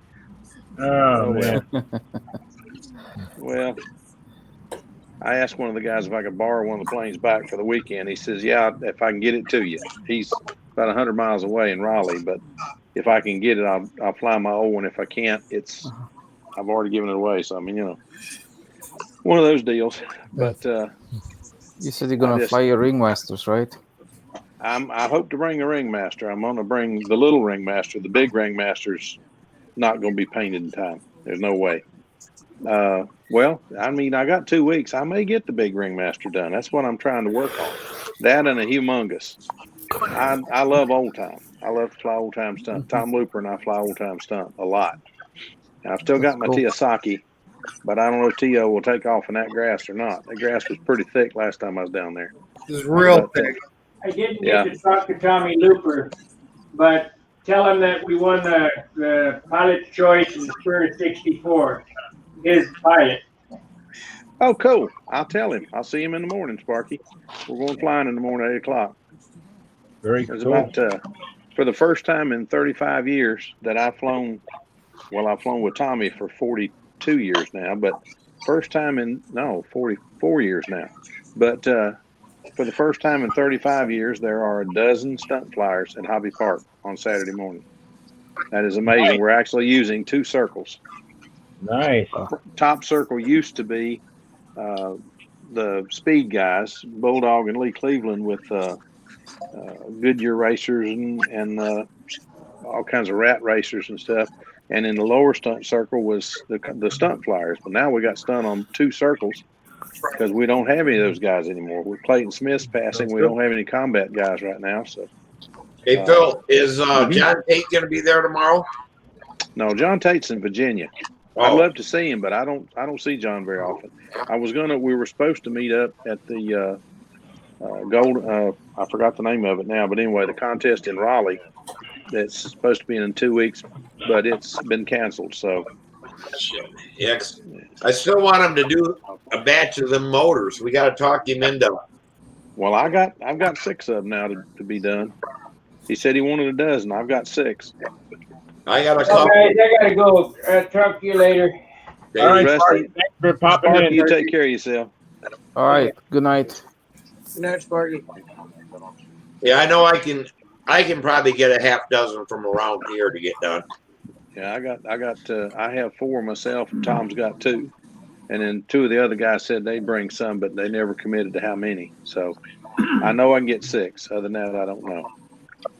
But I keep buying the darn things when I can find a deal on one. But I only run 2, the Teosaki and the one I only run 1 now because I gave. That's right, I'm down 1. I gave 1 away. What are we talking about? What motor? LA-46. Who's doing them? We're hoping to get John Tate to do some. Oh, okay. Yeah. He said he'd have to have a dozen of them to be worth jigging them up and doing all that work. And What's he doing to them? I don't have any idea what's done inside it other than he induces subport induction by cutting out the piston a little bit. Okay. But Yeah, whatever he does is FM, man. It's some kind of flipping magic. He makes the thing run run stronger than any LA I've ever seen, and do it on 3 1/4 ounces of fuel. Oh yeah. I like flipping magic. I do too. Tom Dixon, I always thought had flipping magic, but you ain't seen John Tate. Well, that's why I asked, because we got 6 at Tom's motors. We got 6 of his LA-46s. That's what we're running on this. I'm running on this P40 and that Showtime I showed you earlier. We're running those on most of Sam's planes. Yeah. And the only thing different than that I have, I just assembled a couple of from new parts. A couple of the Brian Gardner setups. I assembled 2 out of new case. I can't get my hands on a Gardner. I've been chasing a Brian Gardner Super Tiger 46 sleeve and piston set with a head for 2 years. I hadn't found it yet. I hadn't got it yet. Well, I think it was about 2 years ago he did the 46s, and I ordered 2 sets from him. And then he posted he had a few left after the run, and I thought about grabbing a few more, but I mean, Christ, do I need 6 Tom Dixon LA 46s and 2 Gardner 46? I mean, that's 8 motors. You know how many? If you hear, I never hear about these things. I don't get on the computer that much, and I'm not on Facebook. But if you ever hear one of those things for sale, you're looking grab for it. 40, okay. I'm looking for a 46, and I take a 60 set. Yeah, so you get the piston, the liner, and I think connecting rod too comes with them. Yeah, that'd be good. Yeah, he had at one time he had a set for an OS 35S. That'd be nice to have too, but I never. Yeah, he did a bunch for the Fox 36X too, man, and the combat guys. Too fast. And then he did LA 25s too. Al Ferraro runs those 25s. He loved them. Well, I would buy a few. I'd buy a 46 and a 60 and a 35 if I could get them for classic ships. Because I'm going to try to keep IC motors in the classic stuff, but as far as stuff, it's going to be electric. I would send him a personal message on Stunthangar because, like I said, after he posted, thank you. It was a while ago, but he's like, I still have LA 46 sets left. If you want one, reach out. And, you know, he never said he was sold out or anything. I'd send him a message and just ask him if he has any. Get on Stunthangar and PM him and see if he's got any left. I'll try to do that tomorrow. I'll tell you what, you know, I may even send along a FP40. I think he's done those. No, I mean to John Tate. Oh, to Tate. He do the same thing to them. And Rusty has one that runs just like the 46. It's just a little smaller, but it takes, you know, we got a couple airplanes with them on there, but the things run away all the time. Yeah, I have a couple of LA 40s that I ran on my Nobler.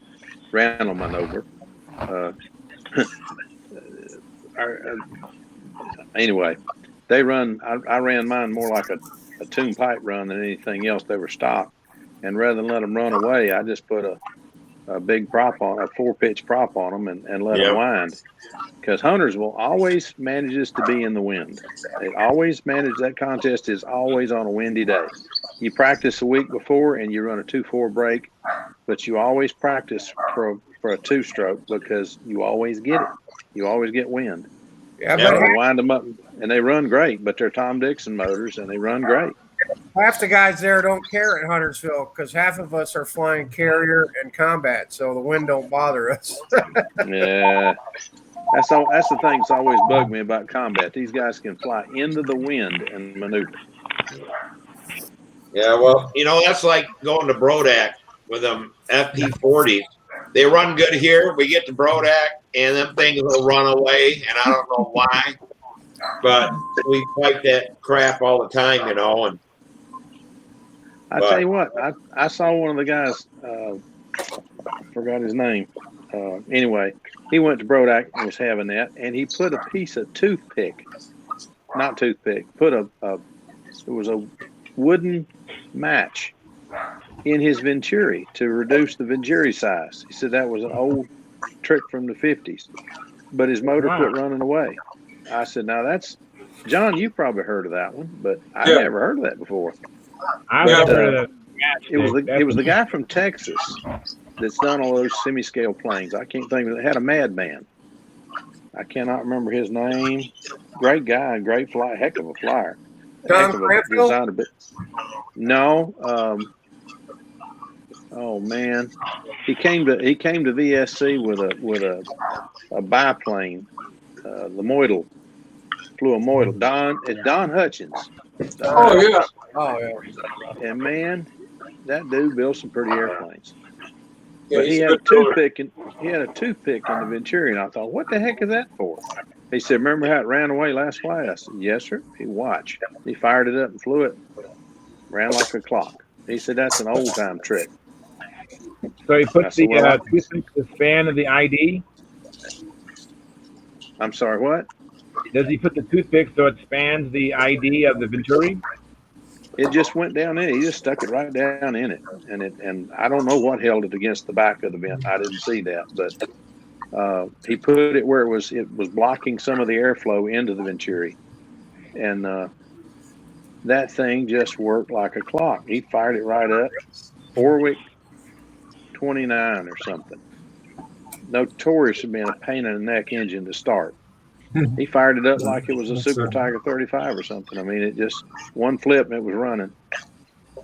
Interesting. That's awesome. Yeah, it ran great, and he can fly too. Don't let me kid you. He can fly. But everybody says that that guy that was known as the RC, Dave Platt.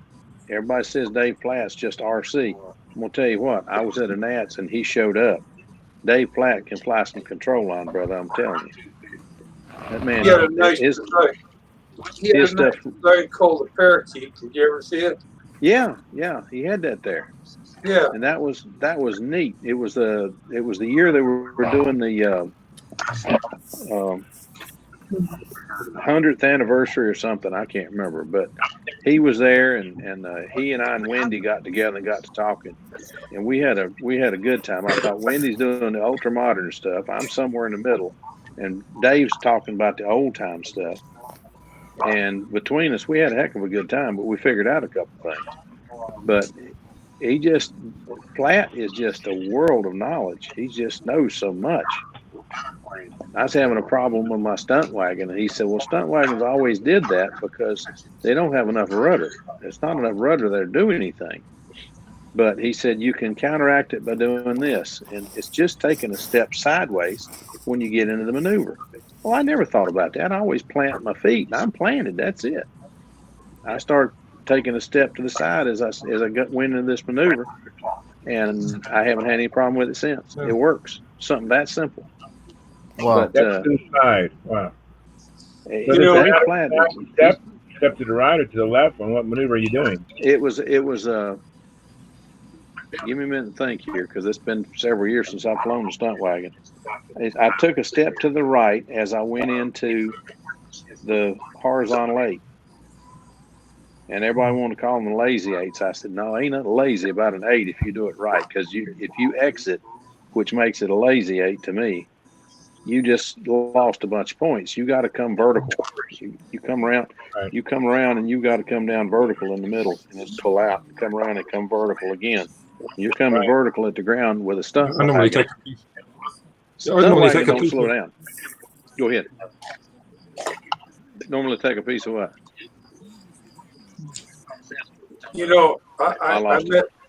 I met Dave Platt when I was in Florida helping Ullman with his Ringmaster Imperial, and Dave, I always found it interesting. He called his band the Ark Royal, which tickled me. But he had the parakeet there, and he had the plan. Walter wanted to kit that airplane, but he couldn't get enough interest from the modelers to kit it. And I thought the parakeet was an outstanding looking airplane. It was a neat looking little plane. It flew well too. Yeah, it flew real well, and just I just was really taken with him. He did a heck of a job. He's out there. Just watch me fly. And anytime somebody with Dave Platt's reputation watches you fly and comes over and says, "Can I tell you something?" I mean, I know other people that would say no thanks, but yes, sir. I mean, I'm gonna listen. Cause that dude's won it all. Yeah, he's been there and done that and done it again. So I listened to him, and he told me, and I went out and flew it, and I was way back in the standings because the wind was awful that year, and I ended up in 10th. So I said that was pretty good. I mean, it's an old time, but it was my first trip to the Nationals. I was nervous as heck, and had a good time. And then the next year I went, and Bobby Hunt had done his Mackie Lark. And the guy walked up, and I was unloading my stunt wagon again, and he says, "Oh, you copied Bobby Hunt's paint job." And Bobby, I looked over at Bob. I said, "What the heck?" And Bob says, "Hey, Phil, yes, I copied your paint job." And the other guy just looked at me like, "Huh?" I thought that was high praise when Bob That is high praise. does something that I've done. Right. I thought that was cool. I said, he says, you aren't upset. I said, Lord, no, I think that's flattery. That's cool. You do something, you like something I designed. I'm tickled because ain't nobody. So did you have bronze color? No, sir. Mine was red, white, and black. But I had the checkerboards that start at the leading edge, and they keep getting bigger, and they come back, and the tail is just covered in black and white checkerboards. Oh, cool. And it turned out, it was a beautiful airplane, but it was too heavy. And somebody had dared me to build one the way they did it in the old days, which is build it upside down on a tabletop. Well, that puts the wing all up, all the V's in the bottom, and it puts the CG up too high, and it don't do it. Build it straight and level. The second one is straight and level, built in a jig, and it flies much better. Much better. Well, guys, just lessons learned. I'm going to get off.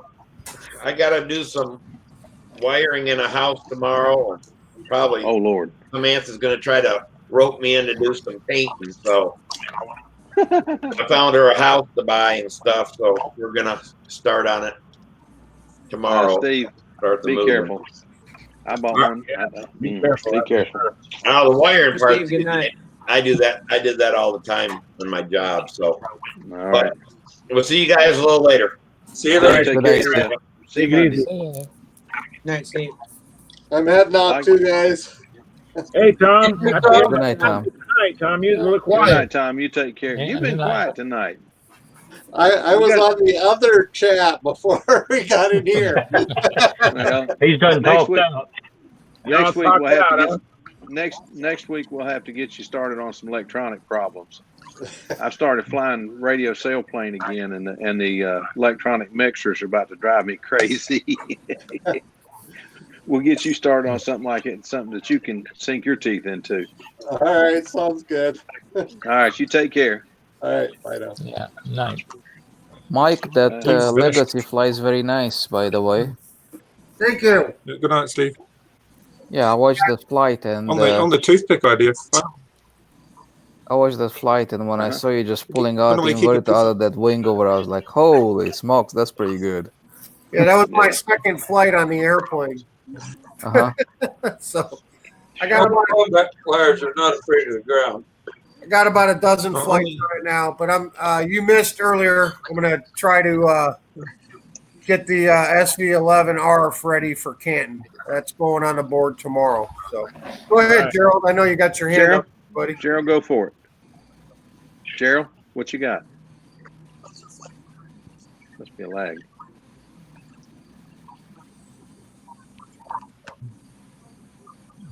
Yeah, just what I normally do is in the flight box, I'll keep a little bit of balsa, and then all you've got to do is carve it to the shape of your Venturi, a little bit of balsa, and I've done it for other people at the flying field where their Venturi is the wrong size, and there's your solution. Often to too big a Venturi, just carve them up a little bit of balsa and ram it in there, and if it's in a wedge, then it won't be swallowed by the motor, and often it's enough just to get them flying. But on the FP40, I was going to say my wife's FP40, we've got one of these tune pipe, it's like a mini tune pipe, like a helicopter tune pipe with the header pipe, and we run it with like an 8-inch extension, and that way it can't run away. It effectively works by governing it down to the exhaust. Yeah, so it's actually working like on those Stunters where they're using a tune pipe. It's governing it down to about 10,000 RPM, and it can't run away any faster. And that's on her oversized Spyro 34. I found one of those mufflers years ago for a 25 and bought it and put it in a Mars, I think it was, and it works great. But I have never found one for an FP40. I don't know how in the world you find those, but they're neat. That's a similar thing. It's a helicopter one. It's for a 36 size helicopter, and I've got that on a slow combat, and it governs it down to the required speed to 80 mile an hour. So yeah, the outlets 80, on it. 80 miles an hour. Holy, that's pretty neat. So yeah, but you're using that extension to basically alter the timing so that it can't run away. Mm-hmm. So it keeps it at that speed limit. When I returned to control line flying back in '96, somewhere around there, I was on Edwards Air Force Base in California, and I used to go and fly once in a while at what was it, Sepulveda, I think, Apollo or Field, Whittier. Sepulveda Basin. Sepulveda Basin, yeah. And there was a guy over there that was flying with the Tom Muggleton FP40, and Muggleton used to rework some motors, but this guy was running the FP40 with a header and a tune pipe on it, on a 40 size profile plane, and that engine that motor run beautiful. So I bet. just taking an FP40, stock motor, put a pipe on it, they run pretty good. Yeah, it sort of changes the characteristics. I think that any of those people running pipes are using it as a governor, and it changes the characteristics of the motor. And the FP40s are known to have that tendency to run away, and that's an easy way of curbing that tendency. Yeah. I did it. Yeah. I put a tune pipe 40 on a profile, but it was a 40 FSR, and I put a one of the early Hunt tune pipes on it. Everybody gave me more dickens about it. Tom Dixon, you know him. Tom Dixon gave me endless crap about that. So I finally ended up putting the LA-46 on it, and the 40 FSR setup is still downstairs in the box. That's been 10 years ago, I guess. Wow. You know, one of the things, I've got an 40 FP in the Pathfinder 40, which is the first full-body Pathfinder, and it has the squish band reduced. Yeah. You know, and hemmied the head out a little bit more, which lowered the compression slightly, but not much. And it has a custom Venturi. I forget the size on it. But that thing runs beautifully as a stunt engine. Yeah. Well, something I had never tried, but we're trying now is running some of the motors that ran away with us real bad early on. We're trying running them instead of modifying the motors. We're just running them with no nitro like they do in Europe, and they run great. Yeah. That's the way they were intended to be run. You know, they were built to run that way. They run great. So I thought, well, hey, these engine manufacturers didn't build a motor that was just, they didn't just throw something together. They actually had something that worked. We just weren't running it the way they ran it. That's one of my pet peeves, Phil, is people, they get an engine that was made specifically to run FAI fuel, and they got a you know, FAI fuel and no caster, all synthetic, about 17-18%, and they just can't run it without some nitro and caster in there. And the caster burns and gums up the engine because it's not designed for it, and the nitro doesn't help much at all. I mean, you just don't need it if you got it set up and running right. Yeah. Nitro helped cool it a little bit, but that's about it. It just adds oxygen. That's about it. Yeah. Yeah. I was flying a twister with a 40 FP, and it had an APC prop on it, was an 11.5, and that combination with I think of 5% nitro or something like that was just very, very solid. Yeah. Yeah, those ran great. I remember. I've got a twister downstairs that's everybody looks at it, says that's a fancerized twister, but Bobby Hunt has looked at it. He saw it and looked at it and said, "Wait a minute, where'd you get the plans to this?" I said, "I just did it myself." But it came. I had mine at Hobby Park that when Bobby Hunt and several of them, Casminato and several of them came here for a contest, and Bobby looked at my plane and he says, "You're going to catch heck for this." I said, "Why?" He says, "Well, yours is all curves and rounded surfaces, where his is angles. But Fancer has come out with a new twister that's got many of these same ideas on it. But he used half ribs, and I'm an old sailplane guy. I used turbolator spars, but we did the same thing. We kept the airfoil attached. Yeah, and they both fly great. I have a buddy of mine local has a fancerized twister built dead off the plans, and he's a fine builder, Tony Onimus, and that thing flies very well. But the not Tony Onimus. Tony's isn't finished yet. I can't think of his name, but anyway, Tony's building one. But they fly really well. Twisters are a great airplane. Anybody that's trying to learn, once you learn the basics, a twister will take you a long way. Yeah, I agree. My twister took me a long ways. I had a question for you, fella. What is a turbolator spar? What is that? Do what? What is a turbolator spar?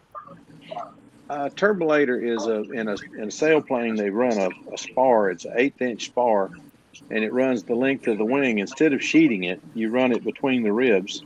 And I have three. One dead center in between the leading edge, where the leading edge stops and the spar starts. There's one dead in the center. Then halfway between that and the front, there's another one, and one halfway between that and the main spar. 3 turbolator spars. It makes the air. It turbulates the air. Is what it's made to do. It's in a sailplane. In a model sailplane, you can take a sailplane that does not have those spars, and at low speeds they don't want to perform. But you put turbulators on it and recover it, and at low speeds they just float around like a Paragon or something. But on a plane that's like a Moldy, you wouldn't want to do it because those wings are so efficient, they don't need it. Fast Richard on his Excalibur one, he had turbulator spars on the front of that. I remember that. And a McCoy 35 motor. Yeah, and he had kind of a sharp airfoil on it. He did. But I built it and I blended where I could the airfoil just a bit up front, just because it had that 1/4-inch square piece of balsa on the leading edge turned diagonally. I blunted that as much as I could in that, which wasn't very blunt, but I had to turbulate. And that plane flew far better than it should have been able to. That thing was. I agree. I had one. Yeah, those things fly very well, and I attribute that to the turbulator spars. Yeah, they work great. But we had I built one of those and put a 35 on it, a Red Hat 35, and was so proud of it. Took it out to hobby, and my wife went out with me, and we launched it. And I was going to get it all trimmed out, so the first time Tommy and the guys saw it, it would be ready to fly. Right. Well, there was a starling, if you know what they are. It's a big, pretty good sized bird, like a crow, was in the bush, and I didn't see it. Well, I took off flying. The starling came out of the bush. I didn't see it. Took the outboard wing off. Just destroyed my airplane. I said, well, easy come, easy go. Yeah. All you can say. Guys, here's a comment on the chat box. It's from Pat. He said, an FP40, you need to change the timing and grind the ports so it won't run away. Lou Woolard taught me that. Well, I don't know how you. There's in my opinion, there's about 2 or 3 ways to tame an FP40, and that's one of them. Mm-hmm. I don't like to grind much. So you guys don't think that mowers have like a sweet spot where they like to run, instead of forcing them to run a different way for which they were not designed? Well, of course, right. I hate to. That's why I dislike grinding on them, because usually what you do is you take power away from the engine. Yeah. In my opinion. I mean, it's one like, of the best. Yeah. So what I'm thinking is like most motors have a very narrow range in which they really like to run. Okay. So if you take them out of that range, they just don't run well. They might run fast with a very soft brake. They might run slow with a very hard brake. It all depends on what the motor is and how it's being, I'm talking motors that are out of the box with no rework, none of that stuff, right? So if you run them in that range and you prop the plane for that range to get your lap time and whatever, I think you should be fine. Well, I don't totally disagree with you at all. I have just found that I reducing the squish band area is all in the head. And, you can get, if it doesn't work, you can get another head and put it on there. It's not like you've changed or ruined the engine or anything else. But I found that with an 11.3 or 11.4 prop on an FP40 and running about 10.2, right around there, 10,200 RPM or thereabouts, is a sweet spot. It will run very nice there. That's needling it on the ground at that. I'm not sure what it's running in the air when it slows down and speeds up. I'm not sure. I think some motors are just known to have a wider operating range, like the LA46 will run quite slowly on a big prop on a 12 by 6 or something, or you can run up the other end and run it on an 11.5 or an 11.4 and it'll still run fine. They're very tolerant, they've got very mild timing, whereas other motors are a lot more peaky, and you've got to stick to the known formula a lot more with them. And I suppose it's why everybody gravitates to the LA46 over the 40, because it's known to be more tolerant. It's got a broader operating range. Well, it's lighter too.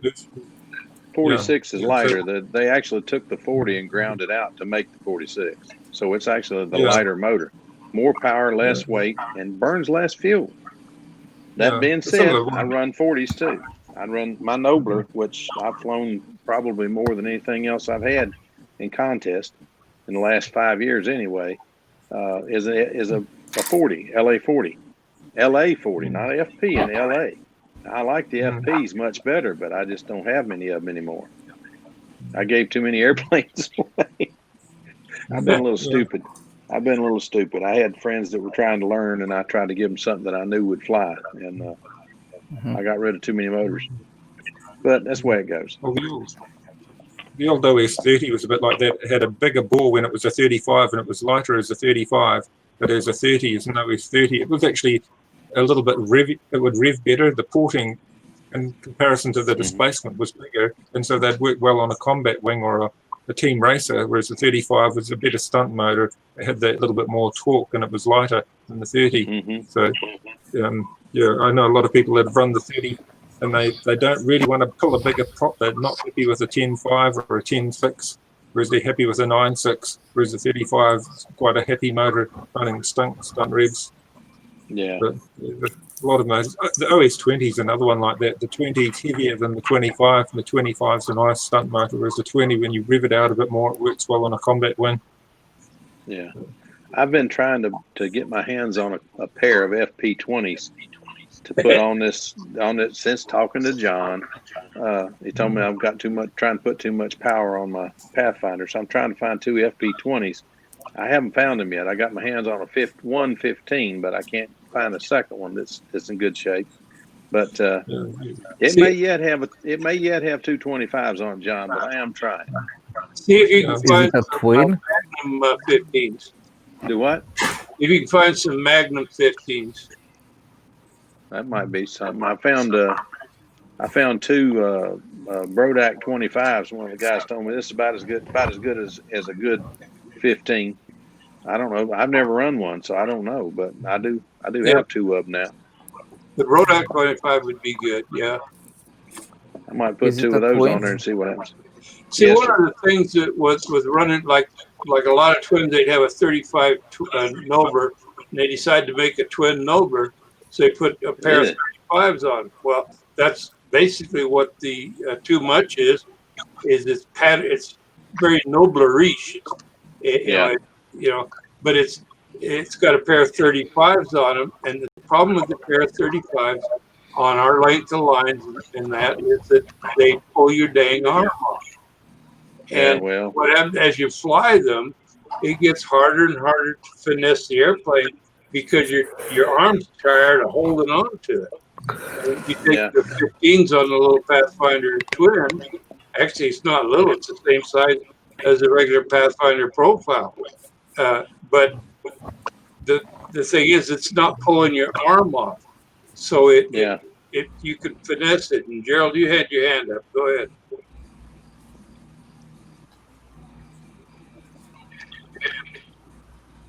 Well, I'm not just saying hello to Rusty. He's back. He's nice to finish his dinner. So it's just saying hello to Rusty. Oh, okay. You can put Rusty's back. I think I've got a big delay on my time frame. Had torpedo 19s on it. It's gonna either be 220s or 225s, but it won't fly this year, but it'll fly next year. I've got to get busy and finish some planes that I can fly in contest. You've seen pictures of me holding that Pathfinder twin? Yes, sir. The wing is like 78 inches or 80 inches is the wingspan, somewhere in that area. Pathfinder? Not Pathfinder, excuse me, the twin. Too much. Twin flight stream. Too much. Oh, yeah. It's got a pair of OS-20s on it, and I looped it on one engine. Oh, Lord. Well, now I've seen Gordon. I saw Gordon do 2 maneuvers on no engine. Yeah. I said, no, that can't be. I'm dreaming or something. And he landed the plane, and I just walked over and asked Gordon how you were able to do these things. And he says, man, that's the way we fly combat. I said, but this ain't combat. Yeah. The thing is, Gordon was the one, actually the one that showed the future for multi-engines was Paul Walker with his B-17 with 415s on it. Oh, I remember that. And he's out there changing regulators. Yeah, I remember that. Right. Well, but with 415s flying that big airplane, the way that it flew, it was quite amazing. And Gordon made the comment that the problem with flying the twins is you can only fly so many times in practice, and you're tired, you're wore out, and you lose the ability to finesse it. So the concept there went from there down to using a standard 40 size Pathfinder with a pair of 15s on it, and I thought about that quite a bit. And and drew it up that way and took it up, showed it to him, and he said, "Yeah, let's change this here, this here bit, you know." And there we had, there it came out the way it is. Oh, I like that trick. I had built other twins and had the problem when the inboard engine quits first. It's always a fun experience. And him showed to cant that outboard engine out a little bit, and I said, "Now, why in the heck didn't I think of that?" Yeah, it worked. Yeah. So I'm looking forward to getting that one finished, and I'm doing it. By the way, the reason it won't be finished this year is because I'm doing it your way. I'm doing it, tissuing it, and I'm going to monocoat it. Oh, cool. Try to do it that way. I've never done one that way, so I thought, well, it's their airplane. They're suggesting this. I'm going to try it. So we'll see what happens. You'll like it. You get it. You kind of tack it around the outside, but then you start in the center between the ribs, working it out. You know. Okay. Okay. Yeah. If you work it up one end, you're going to get wrinkles somewhere in there. But if you keep some tension on it, work the centers out, you'll get it on there smoothly. My legacy that's done that way is 17 or 18 years old. I built it the year after it came out. And it has never had to have the iron put to retighten the monocoat. Good gracious. Wow, it's amazing. Well, I've done a lot the other way. Oh, I see Trey's got his hand up. Oh, I just want to say, guys, I'm beat up. Are you beat up? Well, I think he's tired from work. Well, I started a new job, so that's that. So I'm like up early in the morning. I have a question Go over there. before you go, Trey. I have a question. Okay. What is your bell crank made out of in your Revolution? 7075 T6. Okay. If you ever see it, you'll love it. I was thinking about making a bell crank for my new build, and I was just thinking about what material to use, either Delrin or aluminum or something else. What kind of bell crank are you gonna make? Something that's exponential or something like that, or just a normal one? It's a normal one, but instead of 4 inches, 4.5. Delrin is fine. All right. And where to get Delrin? McMaster. Okay. McMaster car, yeah. If you have a drill press, I mean, you can do it on the drill press and hack it up out of Delrin. Just fine. All right. Like how thick do you think it should be? 1/4 inch. Okay. I'd go 1/4 inch. You'd put some holes in it to lighten it up.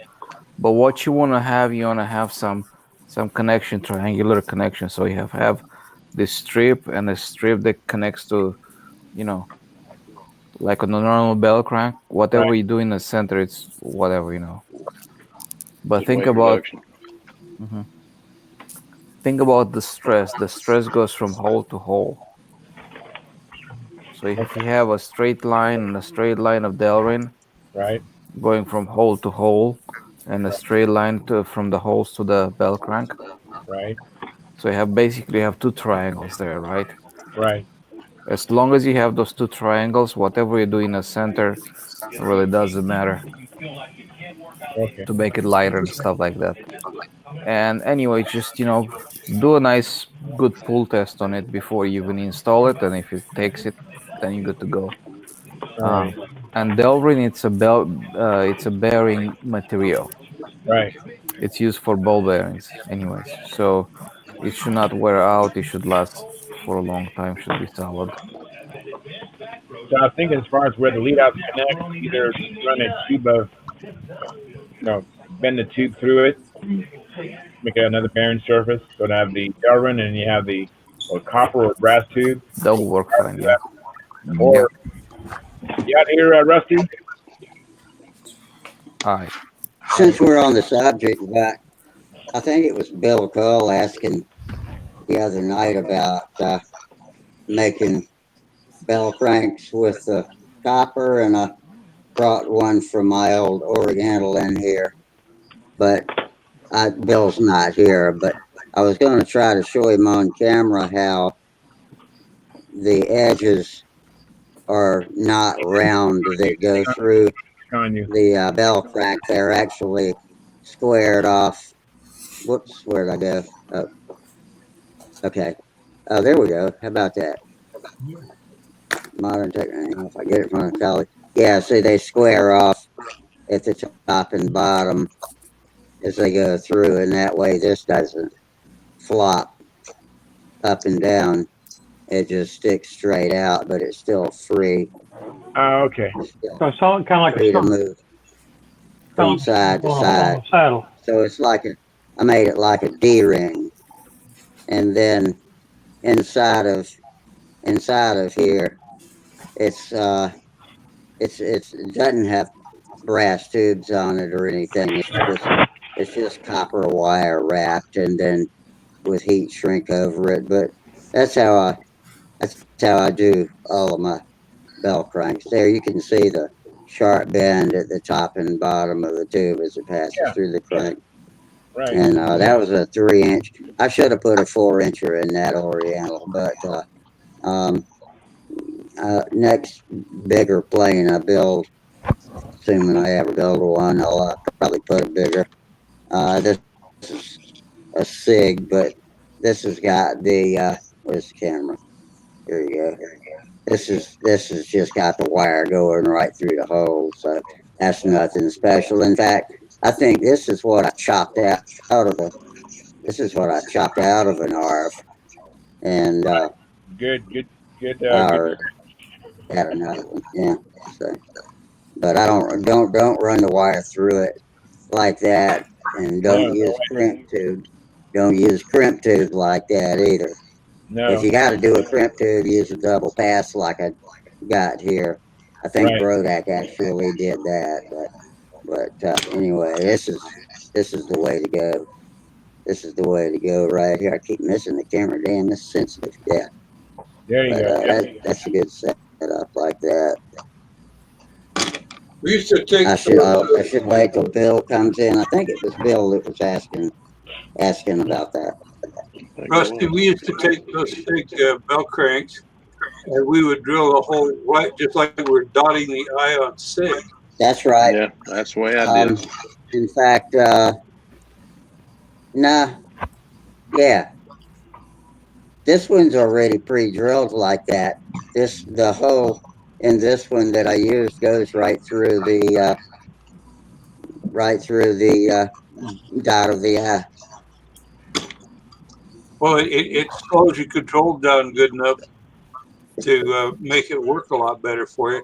The other thing Yeah. I did that's a little bit different than what you do, and Gordon showed me this, was you will drill you have to drill a bigger hole so your copper or your brass tubing will go through it. And what we'll do then is on the drill press, we'll just come down with a bigger drill and just kind of countersink it just a little on both sides. Right. Yeah. Absolutely, and I do that. I do that when I put the little. It looks like I did it with an X-Acto knife, but yeah, I did that a little bit on this 3-inch one I was showing you on this one, but you can't. You can barely see that I did it. But, Yeah. Well, good. Then you and I are doing the same thing. Great minds think alike. Looks like Mike got another new one. We're in trouble. Michael, what are you doing there? This is another showtime that Rich Imhoff gave to Sam at the Nats. Another one, a little bit bigger span, and it's a lot heavier too. It had an INC motor on it that was on a Checkmate that Sam had. The nose block was bigger. It was for a bigger case OS motor. So I put this INC on it, and we tried to fly it yesterday. If anyone's familiar with INC motors, I don't know where they're from or where they're made, but they're big, giant, heavy dual ball bearing motors. And the plane weighed like 56 ounces with the INC on it, and Sam just couldn't fly it. It was just, you guys were talking about how the FPs run away. We couldn't get the INC to tone down. It was just running away, and at 55 ounces, it was yanking his arm out of the airplane. The airplane was yanking his arm out of the socket. So I'm going to try to refit the motor mount for a Tom Dixon LA46, but it's a little bit wide, so I'm going to have to add some material in there.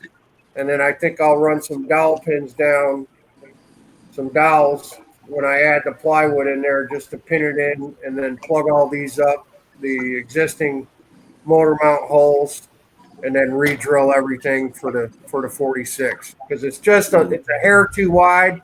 I could probably get holes in there, but they're going to be right on the edge of the I main. hate that. Yeah, So I hate that.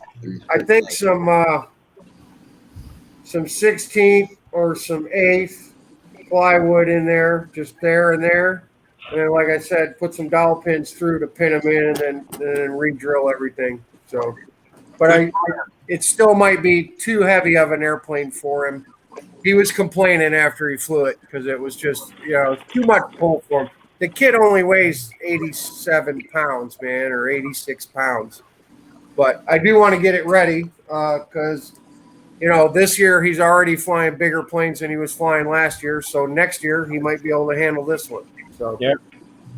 I think somebody was holding a showtime in our Stunt Hangar calendar. Was that Otto that was holding it? Let's see. I think it was Otto was holding a P40. Otto's got a P40 as well. I don't know. I'm not I need gonna to. look through all of them. I need to stop working on planes for Sam. He's ready for Canton. He's got 3 profiles ready to go for Canton, and I really need to get my SV going. But this one is out, and I know what it needs, so I'm just gonna take the rest of the night tonight and redo the motor mount and put the 46 on it, and then put it away.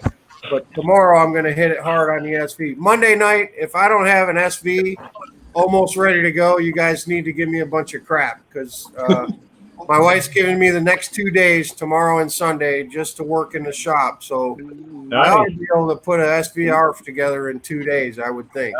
That's nice. Nice wife. Well, it's already 12 o'clock. How much longer are you going to work tonight? Gracious. It's only 11 here. Oh, okay. It's only It wasn't a showtime.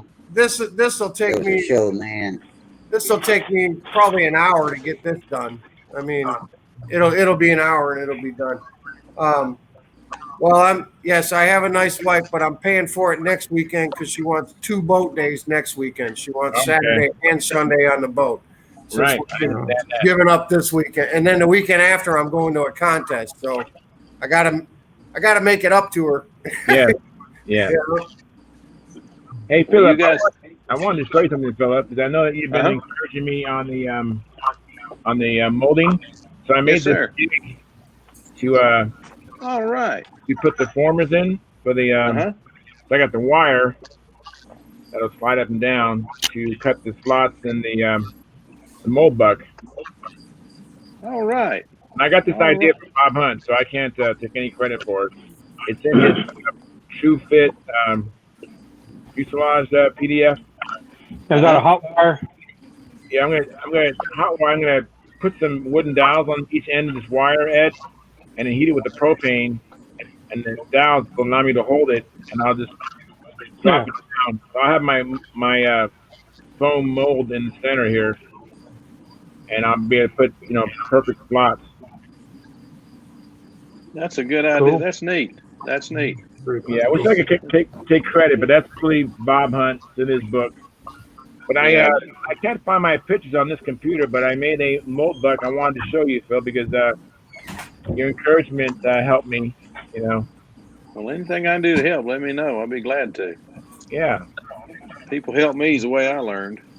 Right. Hey, guys, I got to take off. So, all right, John. Phil and Ed, don't forget to check the chat box. Get my I'll do that. Send me send you those plans. Yeah. All right. Good night, John. I'll send you. Take care of yourself. We'll see you Monday. Okay. See you guys Monday. My mistake. It wasn't a showtime. It was a show man. Let me click on you. Show man. Okay. Oh, show man. Yeah. Show man. Yeah. Yeah. Yeah. That's the one that hanging behind me over there on the wall. behind me. What I was holding. That's the one that's on the wall behind me here. But, I better get going as well. Ron, They'll be wondering. It's 9:14 out here in the West Coast. 9:14. Oh my goodness, Yeah. it's 12:14 here. But I started around 5 o'clock. So I've been at it for a while. Yeah, I tell you what, guys, I'm tickled to see you doing well with that. And if, like I say, if you need any help, give me a holler. But it being 12:15 here, and I got to meet Mr. Looper at the field at 8 o'clock. I guess I better get out of here too. Yeah. You guys have a great night. We'll see you Monday. Bill, yes, sir. Before you go, you emailed me and I never hit you back about you said that I said that I had plans or something for a. No, I thought you might have a friend. Yeah, friend, that wasn't me that said that. So I don't know. Okay. Yeah. Well, if anybody knows anybody's got a Colossus kit or hears anything about a Colossus for So sale, y'all I would like have to a have Colossus. Yeah. Yeah, I want a Colossus. I don't know what it is about that plane. I've always loved the Cobra, and the Colossus is just. I don't know. I saw John Wright. I saw Gordon Delaney fly one at the Nats, and I've wanted one ever since. I have a motor. I have a motor. Y'all have a good time. Y'all have a good time down at Folly Beach. We did. We did. We had a great time. We went down there. Everybody was, staying way away from everybody, but we had a great time. But the wind just burnt. I didn't get sunburnt. I got wind burnt by my legs and feet. I've been miserable all week. I can put shoes on today. So it's been a rough week, but we got through it. And sometimes you can even get on windy days. You can even get sand embedded in the pores in your face, and I hate it when that happens. Yeah. That's what the whiskers are for, man. I guess so. Yeah. Yeah, I got plans for that Cobra 7. It looks like it's a pretty nice looking plane. That is a good looking plane. It's a real good looking plane. I have those as well, and it's one I keep meaning to do. I just haven't done. But a hammer. I'm doing a Cobra. I saw that too, but I didn't want to say anything. Never use force. Get a bigger hammer. Come on, man. This is how I do it, bro. Cut off the dowel rod about an inch long, pop it in the motor holes, drive it in, and then put. Okay, that makes good sense. Cut them off flush and put some CA in there. You want them to be a little snug, man, right? Yeah, a little snug, but you were giving that a pretty good whack. No, I was using a dead blow hammer, not a metal hammer. Okay. Oh, I like that hammer. Yeah, I like that hammer too. I need to give me one of those. I liberated that from one of the first shops I ever worked in Detroit back in 1989 when I got out of the military. I worked in a metal fabricating shop, and I took that one home with me when I left there. I had some tools like that when I left AT&T.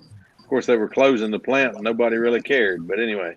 Oh, you worked for AT&T? My dad worked for Michigan Bell till he died anyway. Yeah, I was there when I was there. They called it was Western Electric, then it was AT&T, then it was Lucent. Now it's AT&T again. Okay, so it was Michigan Bell, and then it was Ameritech is what my dad went to work for, and he was originally a PBX installer, if you know what that is. Oh, I know it well. Public something exchange. Yeah, PBX guy. He was a pole climber till 72. Then he had a heart attack and he couldn't climb poles anymore. And then he got a pretty cushy gig, man. He actually worked at the Ford World Headquarters in Dearborn. He had an office right in. If any of you guys ever been to Detroit or Dearborn, where the Ford World Headquarters are, right at Southfield and Ford Road between Michigan Avenue and Ford Road on Southfield Freeway. He was the in-house phone guy for Ford Motor Company. He took care of the entire building, basically. He was the phone repair guy. Because back in those days, you had a guy from Michigan. If you had an office that big, you had a representative from Ma Bell that worked there, and he fixed all their phones at the world headquarters. Yeah, PBX is a phone simulator. I used to use one of those. It worked. If you think that's a simple job, brother, let me tell you, there's about 2,000 telephones in that building. Yeah. Well, he wasn't the only guy. They had a crew. You know, I think there was 4 of them. He had like 4 co-workers or something. Okay. But, Dad, so it's only 500 phones a piece, huh? Right, 500 phones a piece. But they took care, you know, and this is during the 70s and early 80s. So he saw some technology change there from the 70s. Oh, I guarantee you. Spool and spoon to the 5SS switch. A little bit. But Dad was known as like the airplane guy there.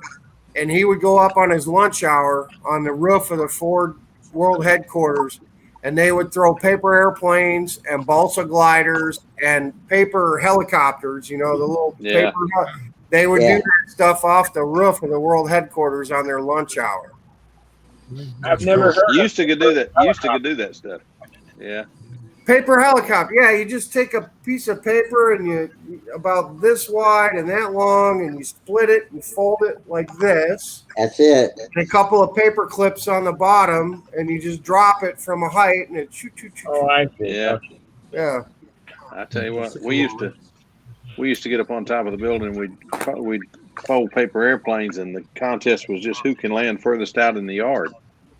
But being as it was a 5-story building, we got some pretty good flights. But anyway, guys, I'm gonna get out of here too. Y'all have a great Rusty. Okay, Flip. See you Rusty, later. you take care. Yeah. Yes, sir. Y'all take care. Bye bye. I'm going too, man. See you guys Monday. See you guys Monday. Good night, Eddie. Have a good one. Man, isn't it Friday night? Don't we usually Really? We're the diehards. Even I'm going to go to bed early tonight. Yeah. I got to get up and get my shit together in the morning. Hey, swear jar. Swear jar. Where's my jar at? That's right. It's after 12. We'll get a discount at 12 o'clock, don't we? All right, I only cost you a nickel tonight, Rusty. What'd you say, Jeff? Well, it only cost you a nickel tonight. All right, look at that. Let me end the show here. Dowel rods in, cut them off, nice and flush. Good night. Yeah. Good night. Good night. We're good. See you, Gerald. Good night. All righty, everybody. Hey, this is going to be the end of the show, but we can continue on if we want and talk. Want to thank, we had like, I think I've seen as high as 13 people out there watching us, and we appreciate that. There was more. Oh, there was more than that in here at one time when I was on earlier too. You had a big crowd. Yeah. So I Yeah. had some problems with the YouTube and the Jitsi, and so had 2 different shows going on. So sorry for all that, but we will see you again next Monday. So I'm going to end the stream, but we can still talk. All right. Y'all. Yeah. See y'all Monday too. See y'all Monday. That YouTube. Yeah. So stop the stream.